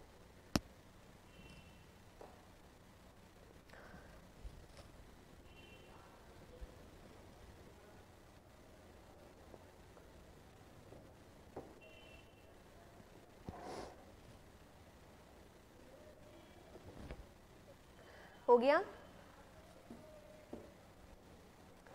हो गया शायद। चलो अब क्वेश्चन पे आओ, ये करो। अब क्वेश्चन विजिबल है, डन। चलो ठीक है, अब ये क्वेश्चन करो जल्दी से। इसी पे सेकंड क्वेश्चन है, why do we continue to depend on the fossil fuels heavily. Question को ध्यान से पढ़ो, ऑप्शंस को ध्यान से पढ़ो। Inadequate technology development, inadequate fund for the research and development, inadequate availability for the alternative source of energy. Yes yes, Keshav ने बिल्कुल करेक्ट आंसर दिया है। ए आंसर कैसे दे दिया? यस, वन ओनली सिर्फ नहीं है, आगे पढ़ो, मैंने आगे पैराग्राफ में था। यस, अब आपने करेक्ट आंसर दिया है। अभी मैंने पैराग्राफ में आपको दिखाया था, ये चीज मेंशन थी, inadequate fund for the research and development, inadequate availability of alternative source of energy.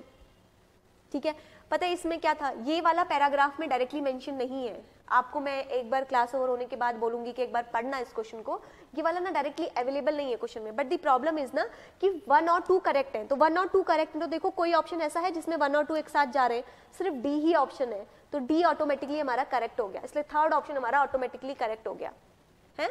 आ रही बात समझ में? यस, अमर ने भी करेक्ट दिया है, हिमांशु ने भी करेक्ट दिया है, केशव ने भी करेक्ट दिया है। आनंद आप देखो एक बार दोबारा से, D is the correct, D correct है इसका। वेरी गुड, डी जिसने भी आंसर दिया है। अप्रोच समझ आ रही है ना, कैसे अटेम्प्ट करना है, क्लियर हो रहा है ना दिमाग में? चलो आगे बढ़े। आनंद कोई डाउट है आपको? आगे बढ़े, किसी को डाउट है तो पूछो, नहीं तो नेक्स्ट क्वेश्चन पे बढ़ते हैं। नेक्स्ट, चलो बताओ, ध्यान से देखना। अकॉर्डिंग टू द पैसेज, हाँ यस वो मेंशन, हाँ ये डाउट आएगा, मुझे पता था इसलिए मैंने बताया। ये मेंशन नहीं था इसलिए भी करेक्ट हो रहा है। क्यों करेक्ट हो रहा है, रीजन मैंने आपको बताया, क्योंकि 1 और 2 करेक्ट है, 1 और 2 डायरेक्टली मेंशन है पैसेज में। ठीक है, ऐसे केस में ना, अब यहाँ पर आप देखो कौन सा ऑप्शन है, मुझे बताओ जिसमें 1 और 2 जा रहे हैं एक साथ, बताओ। 1 और 2 सिर्फ इस ऑप्शन में है, डी वाले में 1, 2 एंड 3। यहाँ पर देखो सिर्फ 1 है, यहाँ पर 2 और 3 है, यहाँ पे 1 और 3 है, तो कौन सा आंसर होगा? डी हो जाएगा ना ऑटोमेटिकली, बिकॉज 1 और 2 को जाना ही जाना है, ये करेक्ट है, ये मेंशन है पैसेज में, ये दोनों पॉइंट्स डायरेक्टली मेंशन है। ठीक है, मैं दिखा भी दूंगी, आप एक बार क्लास एंड उनके बाद देख लेना, ये दोनों पॉइंट मेंशन है, तो इसलिए डी आंसर हुआ। क्लियर? आप डाउट बता दो।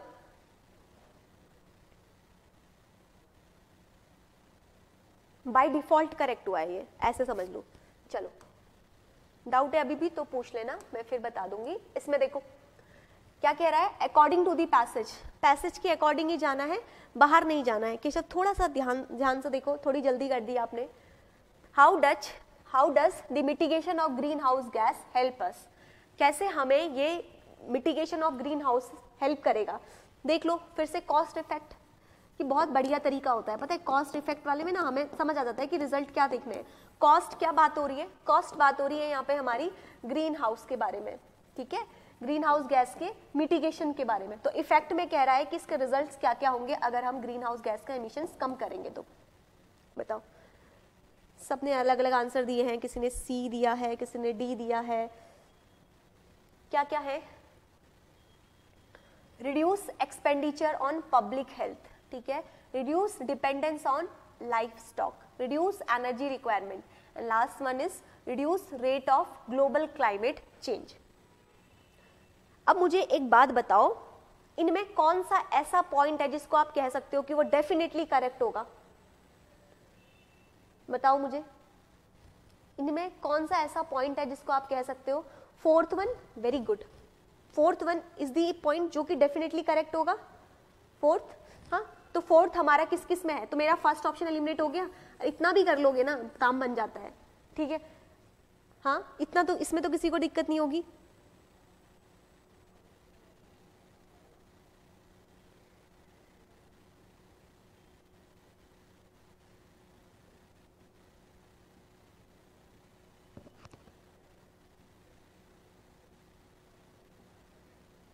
तो बताओ आप क्या होगा इसका आंसर जरा। देखो चलो ये हो गया, ये तो करेक्ट होना है। अब बच गए 3 ऑप्शन। 3 ऑप्शन में देखते हैं। यस, केशव ने आंसर दे दिया बिल्कुल। अब देखो अगला ऑप्शन क्या कह रहा है, कह रहा है रिड्यूस एनर्जी रिक्वायरमेंट। यस, ये करेक्ट है कि नहीं मुझे बताओ। ये डेफिनेटली करेक्ट है ना। कॉस्ट देखो, अगर हम एनर्जी रिक्वायरमेंट को रिड्यूस करेंगे तो क्या ग्रीन हाउस की मिटिगेशन में हेल्प करेगा कि नहीं करेगा ना। सेकेंड ऑप्शन करेक्ट है ना। लॉजिकली सोचो, लॉजिकली करेक्ट है कि नहीं ये बताओ मुझे। देखो इधर बताओ मुझे। अभी तक कुछ नहीं बताया, अभी तक मैंने ये बताया कि डेफिनेटली करेक्ट 4th वन है। आपको देखकर पता चल रहा होगा ना हिमांशु। देखो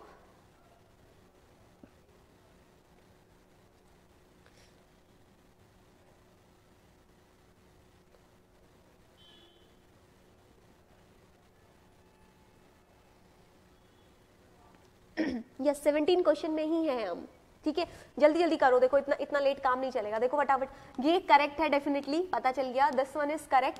ये वाला पॉइंट एक बार जरा पढ़ो तो, सेकंड वाला क्या लिख रहा है देखो, reduce dependence on life stock. Second point एक बार पढ़ो तो, यहां देखो, इससे पशुधन पर निर्भरता घटती है। क्या ऐसा होता है क्या? पढ़ो तो, ग्रीन हाउस गैस के मिटिगेशन के इफेक्ट को कम करने के लिए क्या इससे हमारा डिपेंडेंस ऑन लाइफ स्टॉक घटता है क्या? बताओ मुझे। सेकंड पॉइंट आपको करेक्ट लग रहा है क्या? Yes, answer is B. Second जैसे एलिमिनेट कर दोगे आंसर आ जाएगा। आगे बात समझ में? छोटी सी आप लोगों ने जल्दीबाजी करी है इसलिए करेक्ट नहीं हुआ है आंसर, ठीक है। आगे बढ़े, चलो नेक्स्ट आंसर दो। आपने 18 का आंसर दे दिया। क्या नाम है प्रणव, आपने 18 का आंसर दे दिया। 18 का बताओ क्या होगा। What is the essential message of the passage? ये पैसेज किस चीज के बारे में बात कर रहा है, तो देखते ही आंसर पता चल जाएगा। दो जल्दी जल्दी दो, देखते पता चल रहा है इसका आंसर। तो क्या बोल रहा है, we continue depend on fossil fuels heavily. Heavily, अरे ऐसे हैवीली वर्ड हटाओ जल्दी से। We must invest in the research. Must हटाओ, मस्ट, जहां भी मस्ट मुस्ट आ जाए ना हटा दो इनको, ठीक है, हटा दो। तो what is the correct answer, mitigation of green house is imperative. Imperative, हाँ सबने आंसर दे दिया ना ये तो। चलो किसी ने गलत नहीं दिया है, वेरी गुड। आ रहा है समझ में कुछ या नहीं मुझे बताओ। आ रहा है समझ में कैसे अप्रोच करना है पैसेजेस को? अभी 10 साल के करेंगे ना तो हाथ सेट हो जाएगा आप लोगों का। चलो आगे बढ़ते हैं। ऑप्शंस दिखा रही हूँ, अगला पैसेज है, ठीक है। Himalayan ecosystem is highly vulnerable to damage. Himalayan ecosystem के ऊपर क्वेश्चन दिया हुआ है, ठीक है। पहले ऑप्शंस देख लेते हैं, देन मैं आपको पैराग्राफ में लाऊंगी।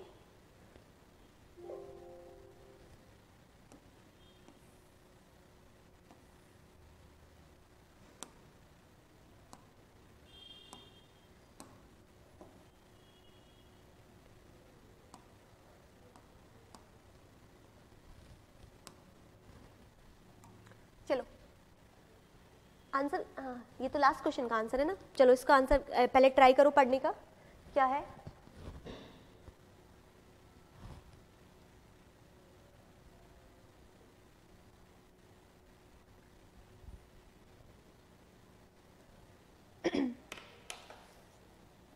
जिसने पेपर डाउनलोड किया है 26 पैराग्राफ है।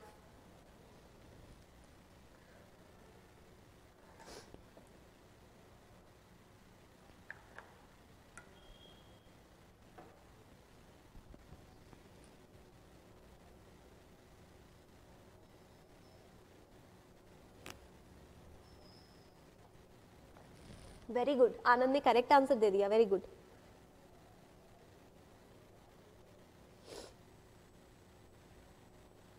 ए या डी, वेरी गुड। आप लोग इतना भी बता दे रहे हो, वेरी गुड, बिल्कुल बिल्कुल सही आंसर आप लोग ने दिया है। सब ने करेक्ट आंसर दिया, yes, A is the correct answer. बड़ी खुशी हुई मेरे को कि आप सब ने करेक्ट आंसर दिया है। ए इज द करेक्ट। अमर का भी करेक्ट है, प्रणव का भी करेक्ट है, everyone two is extreme, yes बिल्कुल सही। Permanent disappearance of ecosystem itself, बताओ तो ये पॉसिबल है? टू एकदम एक्सट्रीम स्टेटमेंट है, हटा दो। मैंने कहा ना ये सब वर्ड यहाँ पे काम करेंगे, तो बोथ तो नहीं होगा, नाइदर भी नहीं होगा, तो सीधे पता चल गया हमें ए इज द करेक्ट आंसर। ठीक है, चलो पैराग्राफ भी पढ़ाऊंगी मैं। अब आओ सेकेंड क्वेश्चन में, 27 पैराग्राफ पढ़ोगे एक बार, मुझे कमेंट में बताओ। पैराग्राफ पढ़ोगे?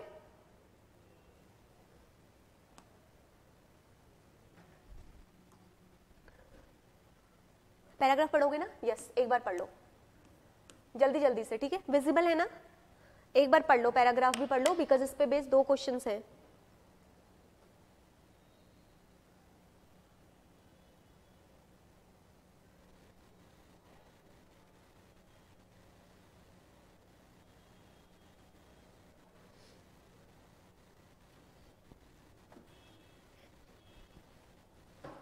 जैसे हो जाएगा मुझे कमेंट में लिखना कि डन, मैं आपको नेक्स्ट स्लाइड फिर शो करूंगी। जल्दी जल्दी बस फटाफट देखो। हिमालयन इकोसिस्टम जो है, ओह सॉरी, हाईली वनरेबल है टू डैमेज।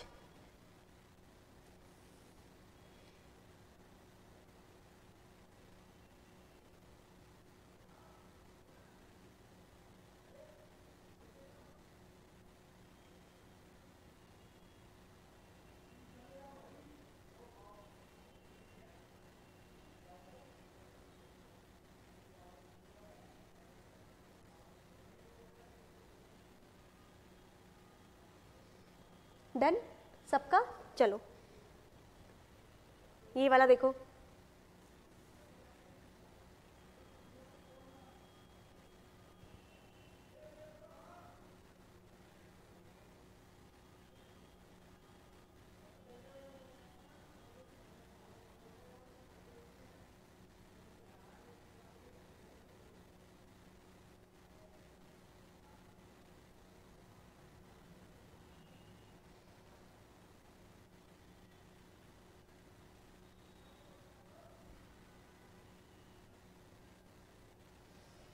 हो गया? समझ आ रहा है क्या बात हो रही है पैराग्राफ में?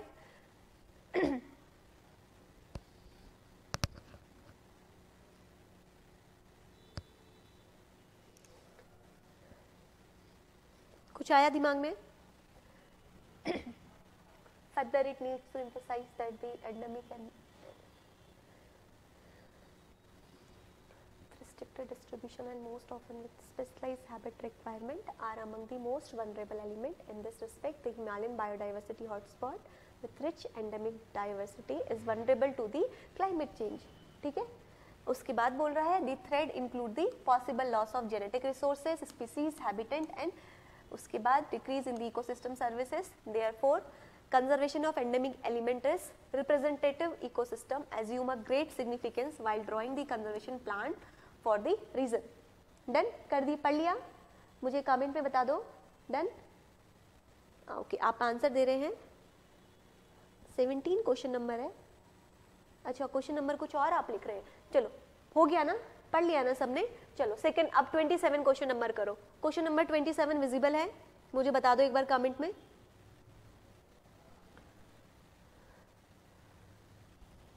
चलिए अब पढ़िए ध्यान से, और बिल्कुल मुझे सबका आंसर करेक्ट चाहिए। एक बच्चे का करेक्ट आंसर आया अभी तक। ध्यान से देखो और एनालाइज करो ऑप्शंस को।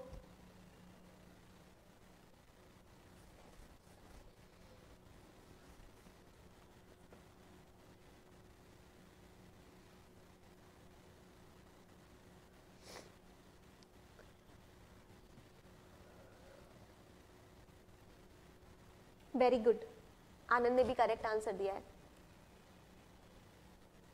केशव आप भी दो जल्दी से आंसर।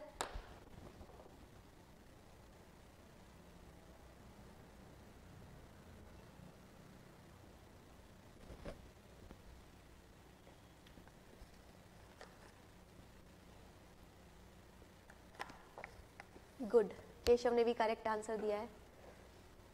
नो नो, सी नहीं, दोबारा चेक करो, थोड़ा सा लैग कर रहे हो।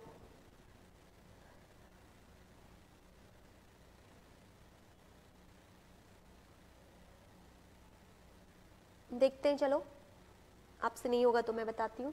यस, अमर ने भी करेक्ट आंसर दिया, वेरी गुड, सब ने करेक्ट आंसर दिया है, बस थोड़ा सा हिमांशु को कंफ्यूजन हो गया। देखो इधर, which one of the following statement best implies the need of shift towards the contemporary conservation approach? ठीक है,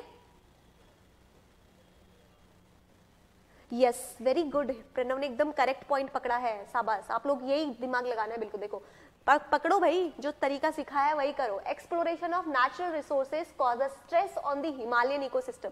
क्या होता है ऐसा, बताओ आप लोग मुझे। प्राकृतिक संसाधनों का दोहन हिमालय परिवर्तन पर दबाव डालता है। इट्स नॉट करेक्ट, हटा दो। नेचुरल रिसोर्सेज तो अवेलेबल है, उसको तो आप एक्सप्लोर कर सकते हैं, तो ये तो बिल्कुल ही गलत हो गया। अब देखो अगला क्या कह रहा है, climate change alters the precipitation pattern, cause the episode of drought and biotic interference. अच्छा, अगला देखते हैं, the rich biodiversity including endemic diversity make the Himalayan region a biodiversity hotspot. ठीक है, लास्ट बोल रहा है, the Himalayan biogeographical region should be enable to adapt the climate change smoothly. जहां पे स्मूथली, जनरली ऐसे वर्ड होते हैं, ये जनरली आपके करेक्ट होते हैं। या सी नहीं हो सकता because biodiversity word is used. Yes, बिल्कुल सही पकड़ा इन्होंने, यहाँ पे बायोडाइवर्सिटी वर्ड यूज कर दिया है, that's why C is not the correct.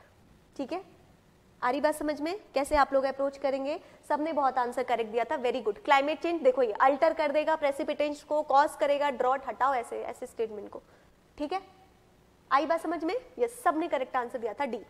कभी दिक्कत हो ना डी करेक्ट है कि नहीं, हिंदी में पढ़ लीजिए। हिमालय के जैव भौगोलिक क्षेत्र को इस तरह समर्थ बनाना चाहिए, देखो कितने अच्छे से बोल रहा है, इस तरह समर्थ बनाना चाहिए कि वह अबाध रूप से जलवायु परिवर्तन के प्रति अनुकूल बनता रहे। एकदम जनरली करेक्ट स्टेटमेंट। ठीक है, चलो अब 28 का आंसर दो जल्दी से। What is the most important message convey by the passage. Passage में सबसे मोस्ट इंपॉर्टेंट मैसेज क्या बताया गया है इस पूरे पैसेज में, जो आपने अभी तक मेरे साथ सॉल्व किया। 28 नंबर ऑफ क्वेश्चन है, बताओ मुझे। 28, endemic is a characteristic feature, मैं नहीं बोलूंगी फिर आप लोग को डिस्टर्ब होगा, मैं 1 मिनट साइलेंट रहती हूँ।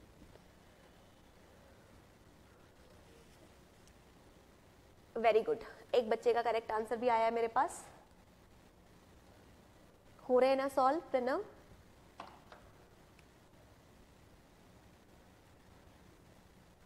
Good,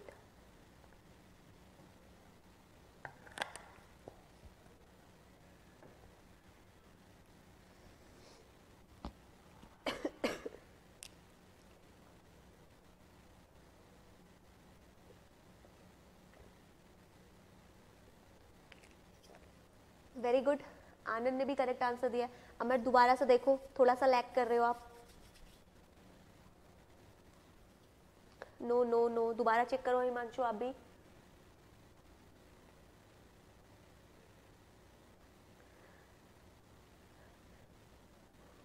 no no no, Keshav no, C नहीं होगा। देखो क्या कह रहा है, climate change has adverse impact on the Himalayan ecosystem. एकदम ही एडवर्स इंपैक्ट पड़ रहा है, देखो कितना वर्ड कैसा लिया है। यस, हिमांशु ने भी करेक्ट आंसर दिया, एडवर्स, बिल्कुल ही बेकार इफेक्ट आपका दिखा रहा है। तो मैंने आपको क्या बताया ऐसे स्टेटमेंट्स आपके इनकरेक्ट होते हैं। तो 28 का जब हम आंसर करेंगे तो देखो यहाँ पे आगे देखो, without Himalayan ecosystem the life of the community of upland and the downstream will no सस। ये तो सीधे सीधे पता चल रहा है ना, डी तो इनकरेक्ट है, तो डी तो किसी ने आंसर दिया ही नहीं, सी भी हटा दो, बिल्कुल एडवर्स इंपैक्ट दिखाता है कह रहा है। अब बचे मेरे पास दो option, endemic is the characteristic feature of the Himalayan region. क्या यही सिर्फ एंडेमिक ही एक कैरेक्टरिस्टिक फीचर है क्या हिमालयन रीजन का?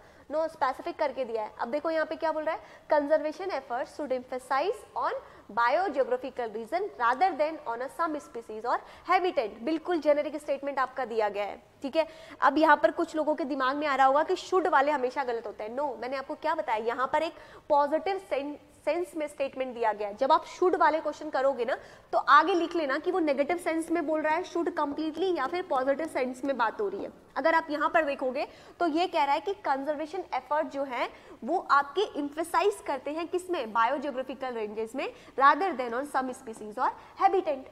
आ रही ना बात समझ में? इसीलिए हमारा आंसर बी करेक्ट हुआ। क्लियर? बता दो मुझे कमेंट में क्लियर। किसने गलत दिया था? केशव, समझ आया आपको? कोई डाउट है तो पूछो। बाकी सबने तो करेक्ट आंसर दे दिया है, कोई डाउट है आपको तो पूछिए।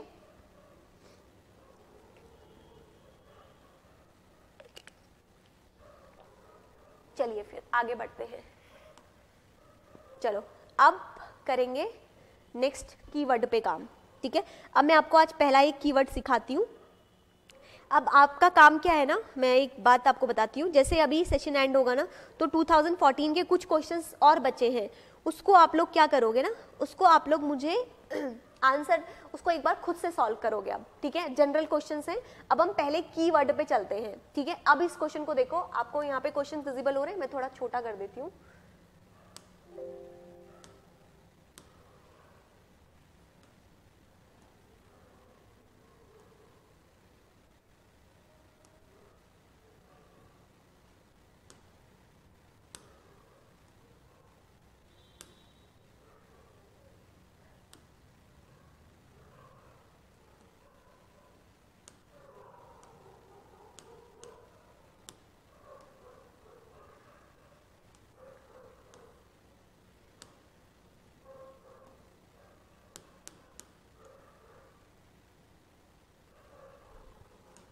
चलो देखो, अब यहाँ पे 29 क्वेश्चन भी है, उसमें 29 क्वेश्चन मैंने शायद नहीं ऐड किया है, वो एजम्पशन वाला होगा 29 क्वेश्चन।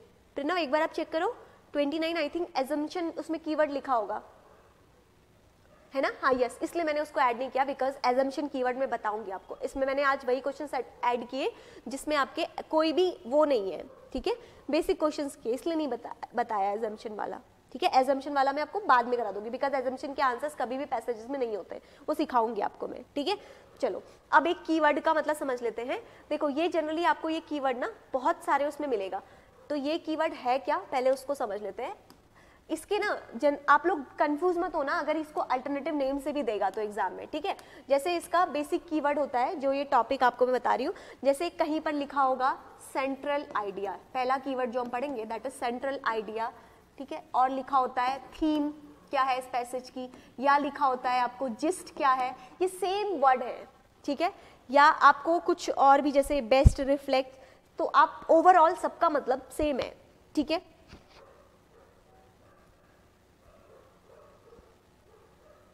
आ रही बात समझ में।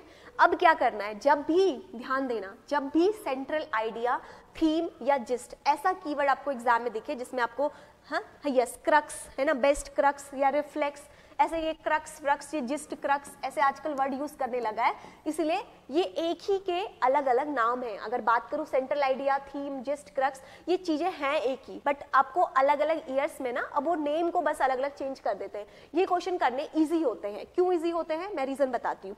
तो जब भी सेंट्रल आइडिया आएगा ठीक है, तो क्या करना है, सबसे पहली चीज अपने दिमाग में आपको क्या रखनी है, थीम जो भी आप बताओगे आंसर को, सिर्फ एक लाइन को पढ़ के नहीं बताना है। अब ये क्वेश्चन करने के लिए आपको पैराग्राफ पढ़ना ही पड़ेगा जहां पर आपको सेंट्रल आइडिया और थीम दिया हुआ है, ठीक है।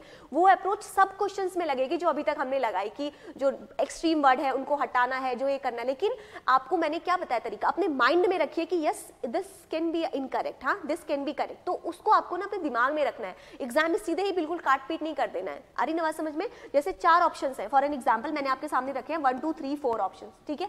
अब इन 4 ऑप्शन में किसी में बहुत एक्सट्रीम वर्ड यूज हो रहा है, जैसे अभी मैंने आपको कुछ तरीके बताए, ओनली हो गया आपका, एक्सट्रीम हो गया, जो भी वर्ड है, ठीक है। अगर ये यूज हो रहे हैं तो आपको क्या करना है, आपको सिर्फ ये ध्यान में रखना है कि ये इनकरेक्ट हो सकता है, तो इसके आगे पॉसिबिलिटी लगा दो कि दिस कैन बी इनकरेक्ट, ठीक है। डायरेक्ट इनकरेक्ट करके मत कर देना। कब कंफर्म करोगे आंसर्स को, एक बार आपको कहां जाना है, आपको पैराग्राफ में बर्ड आई व्यू डालना है। तो जैसे आपने पकड़ लिया कि यस ये लिखा है और ये पैराग्राफ में बात हो रही है, तब आप उसको करेक्ट करोगे, ठीक है। ये चीज अपने दिमाग में रखना, बिल्कुल भी शॉर्टकट एकदम ही हवा में आंसर नहीं करना है, इन चीजों को थोड़ा ध्यान में रखना अपने इसमें, ठीक है। और कहां पर पैराग्राफ बिल्कुल ही नहीं देखना है वो भी मैं बताऊंगी, आगे कीवर्ड आएंगे जहां पे आपको पैराग्राफ देखना ही नहीं है, ठीक है। क्यों नहीं देखना है, रीजन भी बताऊंगी, ठीक है। चलो थीम की जो मैं बात कर रही हूँ, थीम पूछे, सेंट्रल आइडिया पूछे, जिस्ट पूछे, क्रक्स पूछे, क्या करना है, एक लाइन को पढ़ के आंसर मत दे देना कि फर्स्ट लाइन में मिल गया आपको। फॉर एन एग्जांपल हमने जितने अभी तक पैसेज किए, क्लाइमेट चेंज की बात हो रही थी, तो आपने सीधे वहां पे लिख दिया कि क्लाइमेट चेंज, और आपने देखा ऊपर क्लाइमेट चेंज है जिस्ट में, और क्लाइमेट चेंज आंसर कर दिया। मे बी आगे कुछ और बात हो रही होगी, तो हमेशा एक लाइन पढ़ के नहीं आंसर देना है, पूरा पैराग्राफ आपको पढ़ना है। क्लियर हो रही है बात, स्टार्टिंग से लेकर एंड तक फटाफट 1 मिनट में पढ़ना है, देन अपने दिमाग में एक जिस्ट या एक सेंट्रल आइडिया प्रिपेयर करना है, ठीक है। पहली चीज आपको ये ध्यान में रखनी है। दूसरी चीज, आपको बहुत ही ज़्यादा बी केयरफुल रहना है। बी केयरफुल किस चीज़ के लिए, क्यों लिख रही हूँ मैं ये word extremely, beyond the passage नहीं जाना है, बार बार बोल रही हूँ, बियॉन्ड दी पैसेज नहीं जाना है, पैसेज के बाहर अपना दिमाग बिल्कुल भी नहीं लगाना है, ठीक है, पैसेज में ही आपको रिस्ट्रिक्ट रहना है, पैसेज के बाहर नहीं जाना है। क्लियर हो रही चीज़ें कि पैसेज के बाहर बिल्कुल नहीं जाना है, ठीक है। उसके बाद आपको लिमिटेड रहना है पैसेज तक ही, ठीक है। उसके बाद आपको जो मैंने फोर्थ चीज बताई कॉज इफेक्ट, वो चीज आप यहाँ पर भी चेक कर सकते हैं, जो मैंने आपको बताया कि कॉज क्या है, इफेक्ट क्या हो सकता है। फॉर एन एग्जांपल जैसे ए का बी के साथ कोई रिलेशन होता है ना, तो बी का ए के साथ क्या है, क्या कॉज होंगे, क्या इफेक्ट होंगे, इस तरह के, इसको आपको ध्यान में रखना है, ठीक। तो पहला कीवर्ड हम लोग पढ़ रहे हैं, that is central idea, theme, gist, crux. चलो अब इस पे क्वेश्चन करेंगे, ये भी सारे मैं प्रीवियस ईयर क्वेश्चंस ही लेकर आई हूँ।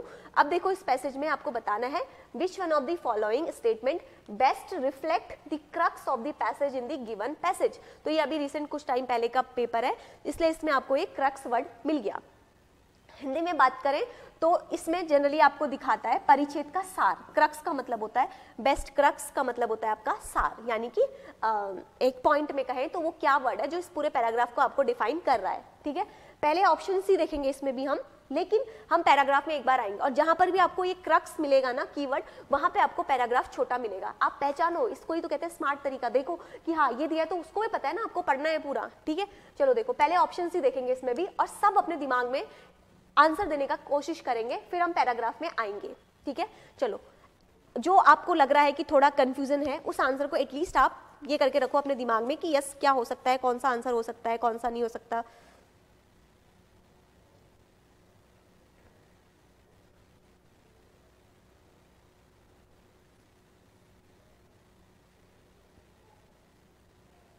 कोई एलिमिनेट कर पा रहे हो? ए आपने आंसर ही दिया है या फिर इसमें से आज आप इस ऑप्शन, इस ये क्वेश्चन मैंने इसलिए रखा है ना, इसमें आपको एक चीज समझाऊंगी मैं, वो बहुत अच्छा पॉइंट है। कोई ऐसा स्टेटमेंट है, चलो मेरे साथ आंसर करेंगे, कोई ऐसा स्टेटमेंट है जिसको आप डेफिनेटली इनकरेक्ट कर सकते हो इन चारों में से, बताओ तो अपने अपने ओपिनियन। यस है कोई ऐसा स्टेटमेंट? थोड़े एक्सट्रीम है, ठीक है कोई नहीं, मुझे एक बात बता दो कि कोई ऐसा स्टेटमेंट है जिसको आप लोग एकदम इनकरेक्ट कर सकते हो। First answer, okay.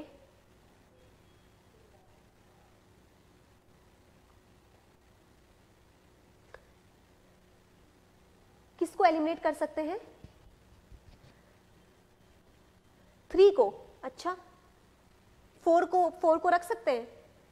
ध्यान से पढ़ो एक बार, people will succeed in any undertaking if they do not accept any opinion at all. कैसा वेग सा स्टेटमेंट है, मुझे बताओ। फोर्थ तो डेफिनेटली इनकरेक्ट कर देना चाहिए ऐसे स्टेटमेंट को। देखो क्या बोल रहा है, फोर्थ को तो सीधे एलिमिनेट कर सकते हैं, people will succeed in any undertaking if they do not accept any opinion at all, ठीक है। क्या आपको इसके पैराग्राफ में ऑप्शंस को पढ़ के कुछ चीज समझ में आ रही है? ये सारे के सारे ही नेगेटिव स्टेटमेंट्स में बनाए गए हैं। क्या ये चीज क्लियर हो रही है आप लोगों के दिमाग में? देखो people should not be influenced by the opinion of other, this is again. फिर देखो people should accumulate as much as money they can. बताओ तो कैसी बात करी गई है इस स्टेटमेंट में? सेकेंड स्टेटमेंट आप लोग नहीं कर पा रहे हो।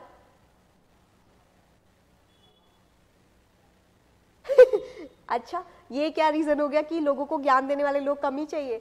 बात तो सही कर रहे हो आप वैसे, बट देखो people should neither give nor accept the opinion. क्या बोला है? ना उनको ज्ञान देना चाहिए ना उनको एक्सेप्ट करना चाहिए, ठीक है।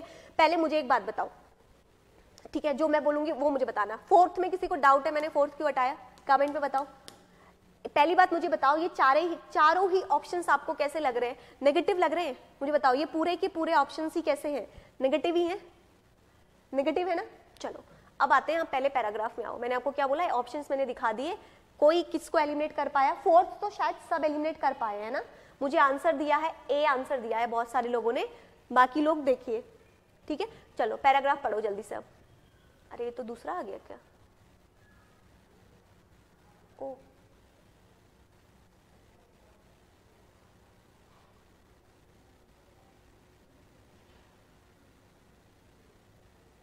एक बार पैराग्राफ पढ़ो तो, दूसरा पैराग्राफ है क्या?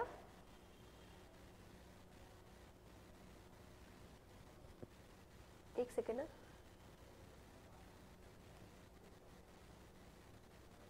एक बार ये पैराग्राफ पढ़ो तो, क्या ये मैच कर रहा है इससे?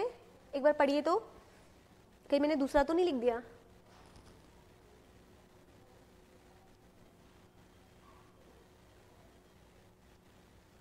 नो मैच ना, हाँ वही मुझे भी लग रहा है, ये मैंने दूसरा पैराग्राफ लिख दिया। ओके ऑप्शंस दूसरे हैं ना, यस हाँ एक सेकेंड रुको, इसलिए मैंने आपको कहा पढ़ने के लिए, यहाँ से तो थोड़ा उल्टा दिखता है।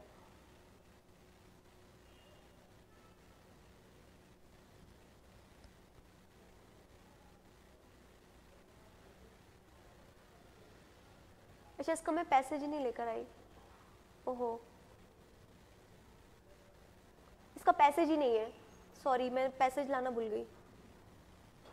ये दूसरा पैराग्राफ मैंने वो कर दिया, नो मैच ना, यस हाँ कोई नहीं, मैं गलती से मैंने ध्यान नहीं दिया, मैंने इसमें पैराग्राफ दूसरा कर दिया। चलो मैं आंसर बता देती हूँ आपको, ठीक है। ऐसे केस जब आएंगे ना, मैं ये क्वेश्चन मैंने लिखे इसलिए थे कि मुझे इससे आपको कुछ सिखाना था, ठीक है। पहली चीज देखो, सारे ही स्टेटमेंट एकदम नेगेटिव स्टेटमेंट्स हैं, ठीक है। क्या करना है ऐसे केस में, ध्यान से देखना, ये जीएस में भी अप्लाई होगा ये अप्रोच, ठीक है। ये मैंने हटा दिया बच्चे, people should not be influenced by the opinion और ऑफ अदर, मतलब हमें लोगों के दूसरे ओपिनियन से वो नहीं होना चाहिए, तो इसलिए आपको लग रहा है कि ये थोड़ा सा कम नेगेटिव है, तो हम इसको करेक्ट कर सकते हैं, ठीक है। एक बार जरा थर्ड स्टेटमेंट पढ़ो, तो सेकंड तो आप लोगों ने एलिमिनेट कर दिया होगा ना, पीपल शुड नॉट एक्यूमुलेट, ये तो बिल्कुल ही वेग सा है, ये तो आपने एलिमिनेट कर दिया होगा, फोर्थ एलिमिनेट कर दिया आप लोगों ने। And second one, people should accumulate as much as money they can, ये क्या करेक्ट है, दो तो कर दिए ना, अरे इनकरेक्ट। अब बच्चा या तो फर्स्ट होगा करेक्ट या तो थर्ड होगा, अब एक बार पढ़ो तो जरा, एक बार दोनों स्टेटमेंट को ध्यान से पढ़ो, तो फर्स्ट और थर्ड को मैं जो सिखाना चाहती हूँ, क्यों नहीं होना चाहिए, reason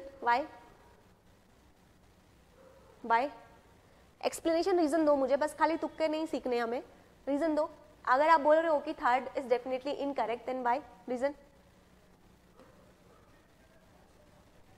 very extreme, no it's not an extreme, एक बार ध्यान से पढ़ो तो जरा, लोगों को न तो राय देनी चाहिए और नहीं लेनी चाहिए, दिस इज अ बैलेंस, ध्यान से देखो एक बार, क्या ये एक्सट्रीम स्टेटमेंट है,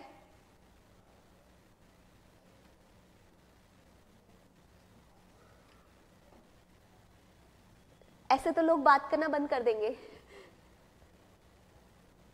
हाँ अच्छा, हाँ 3 में, हाँ ठीक है, आप लोग की बात ठीक है, people should neither give nor accept the opinion, ये इसका आंसर हम लोग ना पैसेज को पढ़कर ही डेफिनेटली बता पाएंगे, 1 है कि थर्ड है ना, क्योंकि हमें नहीं पता चल रहा इसके पैसेज में क्या दे रखी है बात, ठीक है, तो पैसेज को पढ़ के ही बता सकते हैं। ऑप्शन लेनी नहीं चाहिए, ओनली देनी चाहिए, अच्छा ओपिनियन सिर्फ देना चाहिए, लेना नहीं चाहिए, तो ये तो मेरे को ऐसा लग रहा है कि ये स्टेटमेंट भी हो सकता है, हम देखेंगे इसको नेक्स्ट क्लास में करेंगे, अगर इसका पैराग्राफ ले आऊंगी मैं।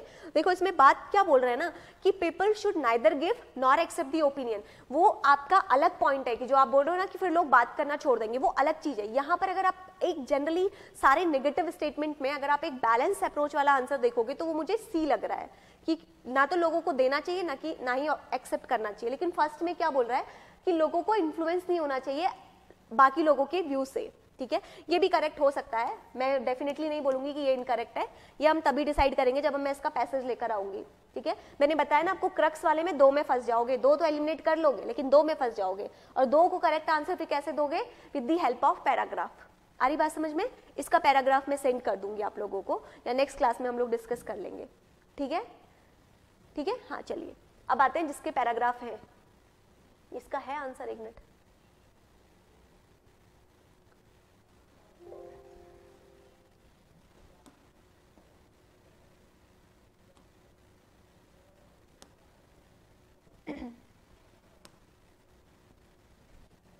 चलो ये वाला करो ट्राई,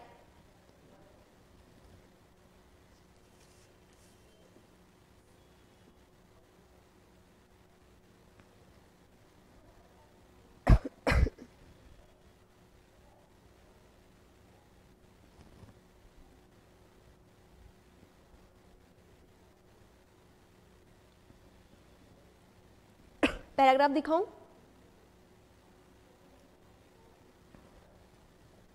सी एलिमिनेट किया है, अपने पे रखो, अभी मैं आपको पैराग्राफ शो करती हूँ। क्वेश्चन नंबर किस पे, क्वेश्चन नंबर कह रहे हो आप, बी एंड डी, 2 आंसर आ रहे हैं, बी और, अरे क्या हो गया, बी और डी कह रहे हैं कुछ लोग।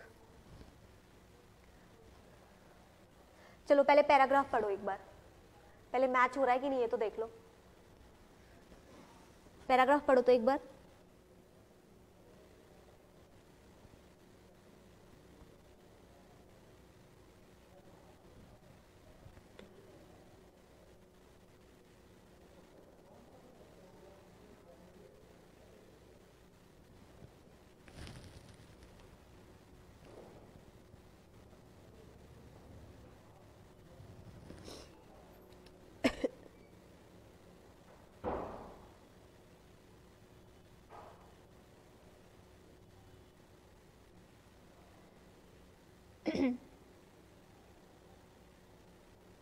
सी एलिमिनेट कर दिया, उससे आगे भी तो बताओ।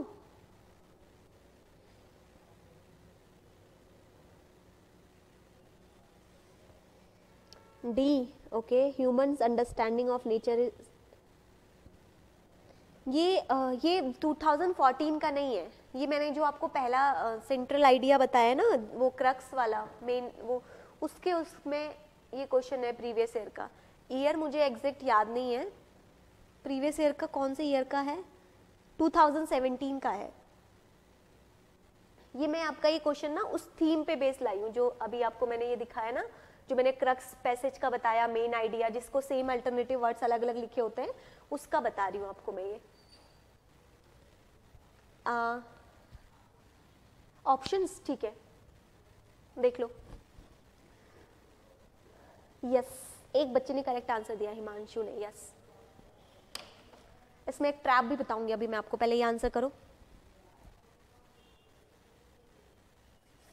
केशव आप पहुंचे तो अप्रोक्स सही हो, बस थोड़ा सा आपने मिस्टेक करी है।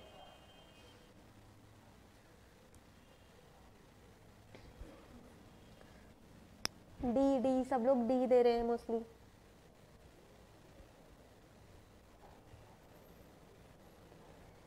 आनंद ने बी दिया है। देखो एक बार पढ़ लेते जरा। It is essential for human being to work, ठीक है, एक नॉर्मल सा स्टेटमेंट है, रख देते हैं, हो भी सकता है नहीं भी हो सकता, ठीक है। There should be a balance between a work and leisure, ठीक है, दोनों के बीच में संतुलन होना चाहिए, हो सकता है, हमें नहीं पता, ठीक है।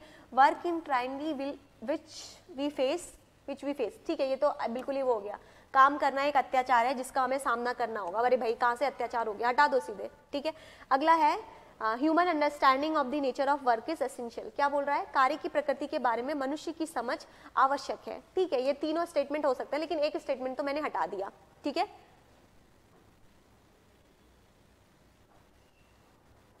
ठीक है, अब देखो,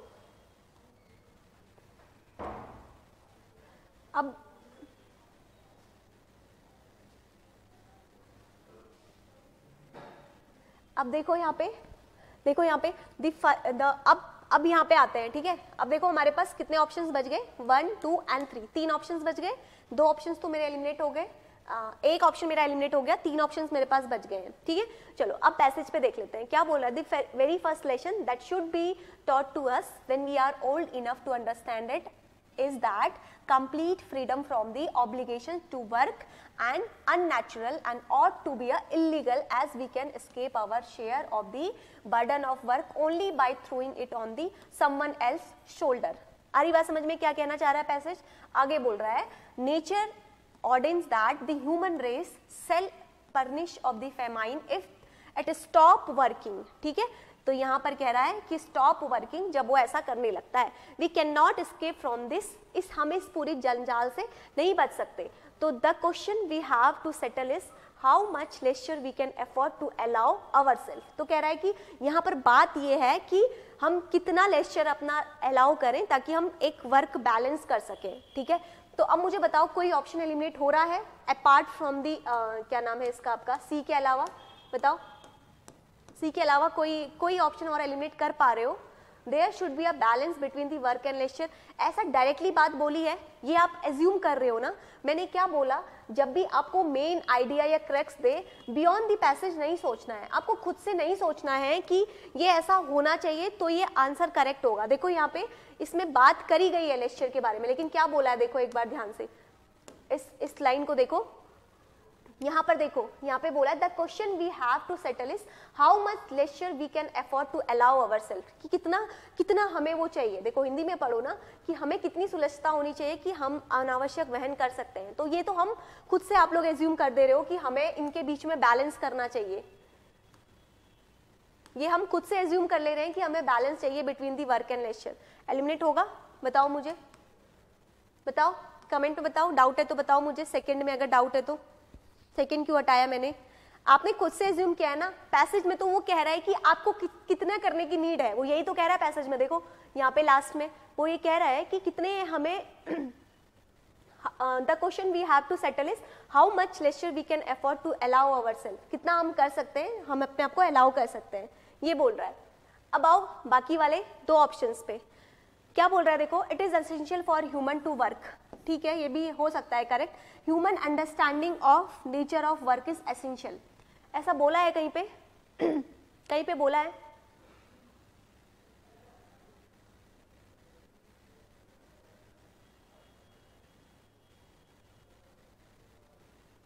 दो ऑप्शंस में से बताओ मुझे क्या होगा। अब आप लोग भी दिमाग लगाओ थोड़ा अपना, क्या होगा इसका करेक्ट आंसर?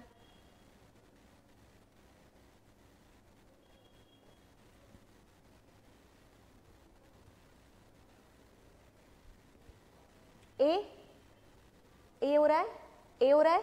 देखो कहीं पे बोला है इस बारे में, देखो एक बार पैसेज ध्यान से, जो एसेंशियल ऑफ द वर्क की बात कर रहा है ना, वो इसने कहा है। देखो वी कैन, ये देखो, the very first lesson that should be taught to us when we are old enough understand is that complete freedom from the work obligation of work is unnatural, है ना।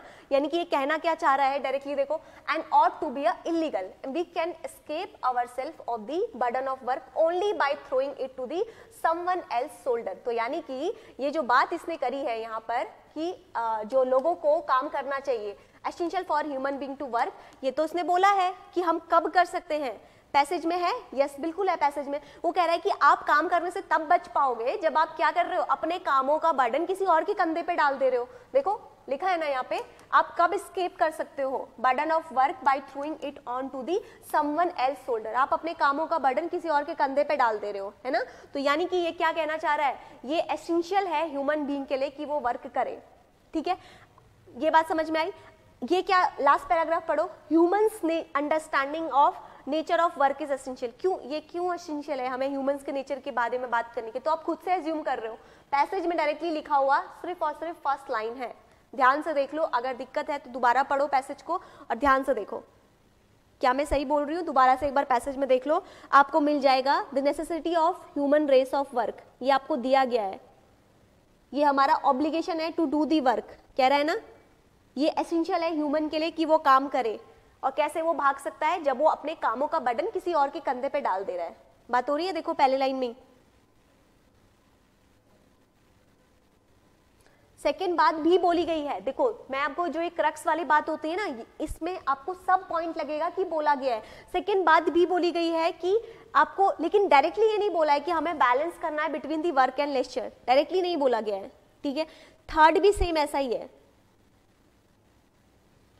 है ना, ये मेन आइडिया भी है passage का, तो ये भी नहीं हो सकता। लास्ट वन देखो, human understanding of nature of work is essential,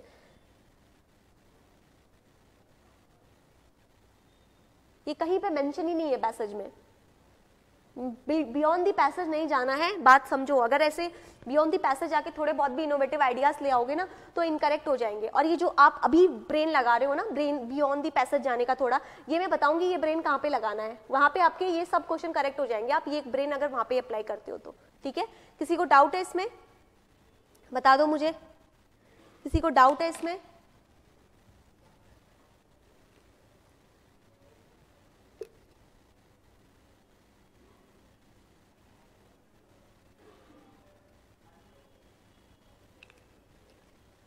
no किसी को नहीं है ना। प्रणव आपको कोई डाउट है इसमें कोई डाउट है क्या, बोलो।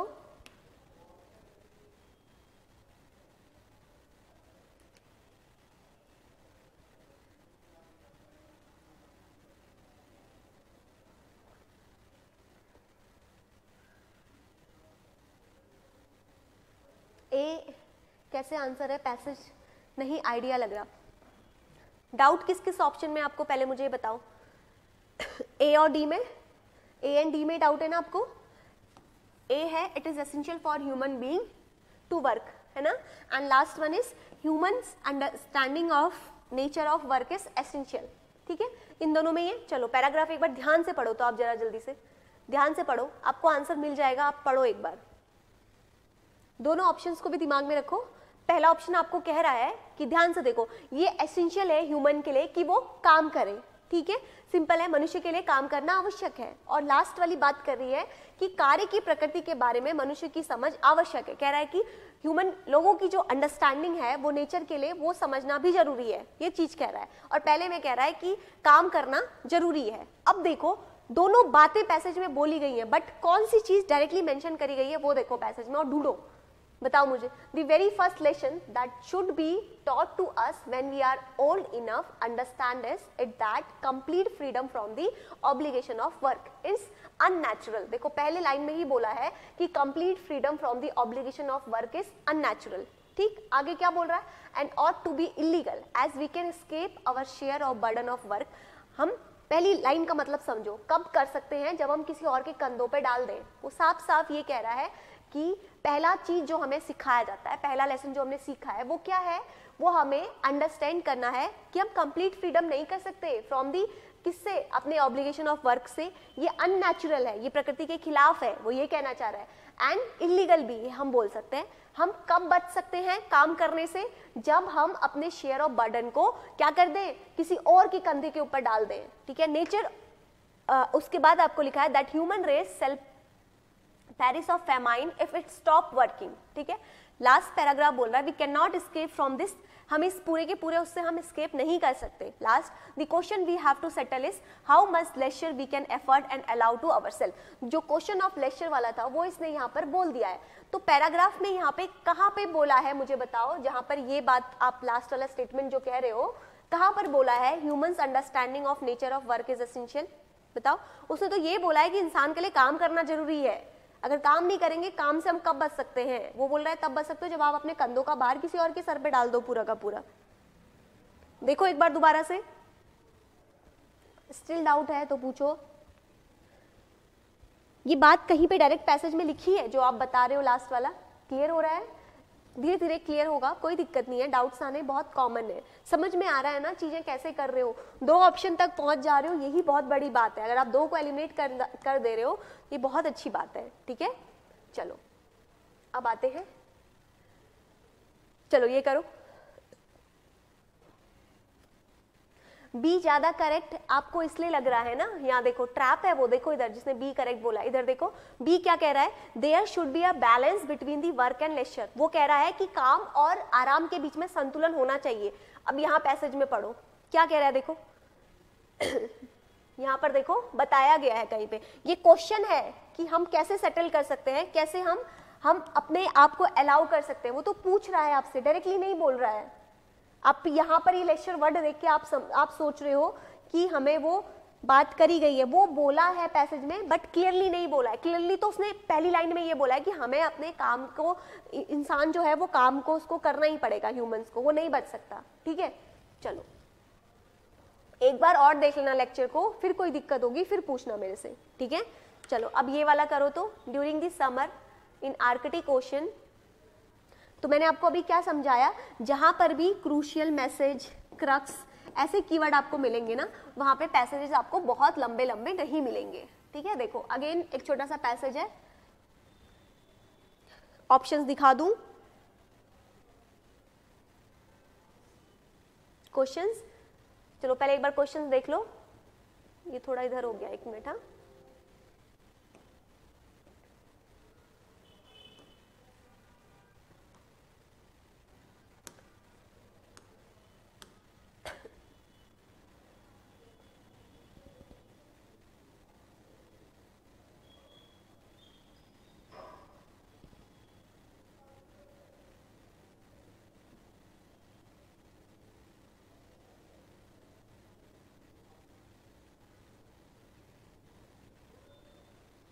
Very good, very good, answer दे दिया मुझे एक बच्चे ने, करेक्ट आंसर। ये एलिमिनेटेड एलिमिनेटेड मत लिखो, सीधे आंसर लिखो, क्या है आंसर।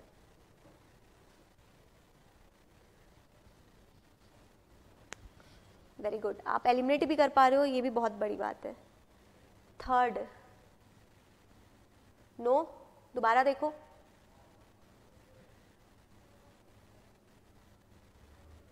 बहुत जेनेरिक सा स्टेटमेंट कौन सा है इसमें, जल्दी देखो ना, कौन सा लग रहा है आपको। एक बच्चे ने देखते ही आंसर भी दे दिया है। वेरी गुड, केशव का भी करेक्ट है।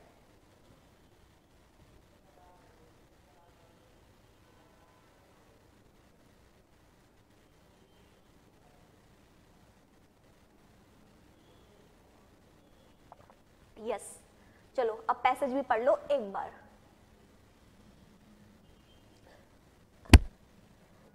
अमर पैसेज पढ़ो अब एक बार, आप और ये पैसेज पढ़ो एक बार।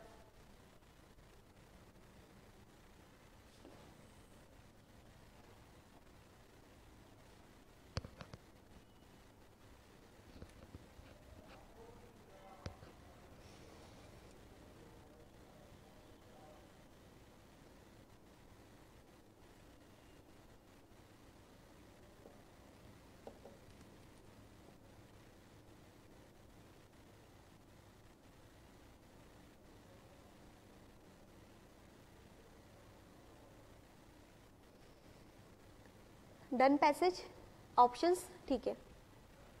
चलो, दो लोगों ने, हाँ 2-3 बच्चों ने बिना पैसेज पढ़े ही मुझे करेक्ट आंसर दे दिया है, बट आप लोग बताओ मुझे पैसेज पढ़ के।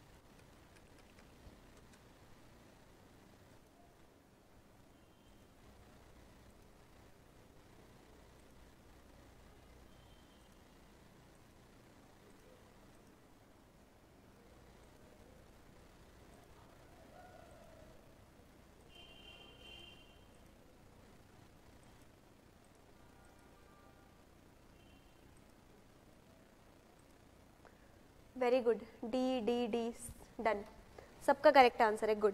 समझ गए ना, एक भी बच्चे ने मुझे इनकरेक्ट आंसर नहीं दिया है, वेरी गुड। डी समझ गए ना। देखो ये क्या क्या था, climate change has cause the Arctic summer too short but temperature to be high, बिल्कुल ही वो स्टेटमेंट है। Polar bear can be shifted to the south pole to ensure their survival, ऐसे पैसेज में बात नहीं करी गई है, ठीक है। Without the presence of polar bear the food chain in Arctic region will be disappear, तो automatically the correct answer is D, ठीक है। चलो सबने करेक्ट आंसर दिया है, गुड। चलो now move to the next passage, एक मिनट, हाँ इसको थोड़ा मैं इधर कर देती हूँ आप लोगों के लिए।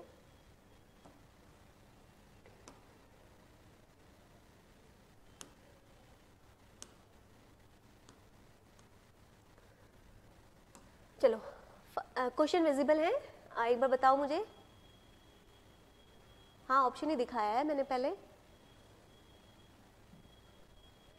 ध्यान से देखो, 2 मिनट टाइम दे रही हूँ मैं।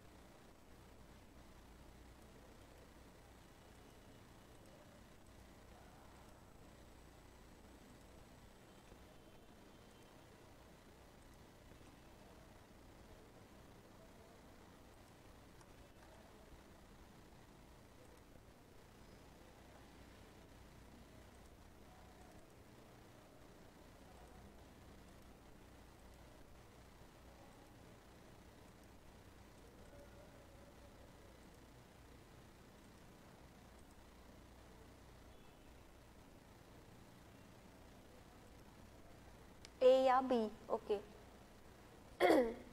चलो कोई नहीं, आंसर तो पता चल जाएगा।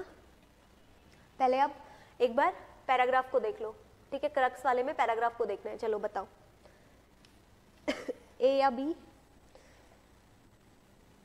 इतना बता दे रहे हो, ये बहुत बड़ी बात है, आप लोग इतना कर ले रहे हो।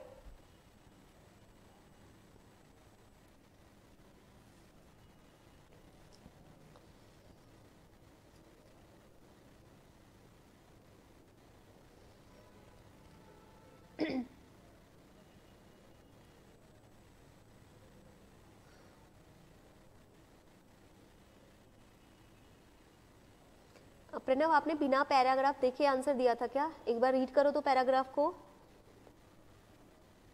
क्या वो बात बोली गई है? नो नो नो, एक बार, हाँ वो आप सही हो, आप वहां तक पहुंच गए ना, लेकिन मैंने क्या बोला, ब्लाइंडली आंसर नहीं देना है, एक बार पैराग्राफ को रीड करना है।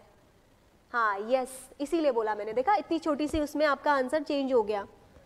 वेरी गुड, सबने करेक्ट आंसर दिया है। इतना आप लोग बता पा रहे हो, ये बहुत बड़ी बात है। अभी तो पहली क्लास ही ली है हमने आज, तो इसी में आप लोग सही कर रहे हो। अमर ने भी गलत ऑप्शंस दिखाऊं? चलो ठीक है, रुको देखो ऑप्शंस।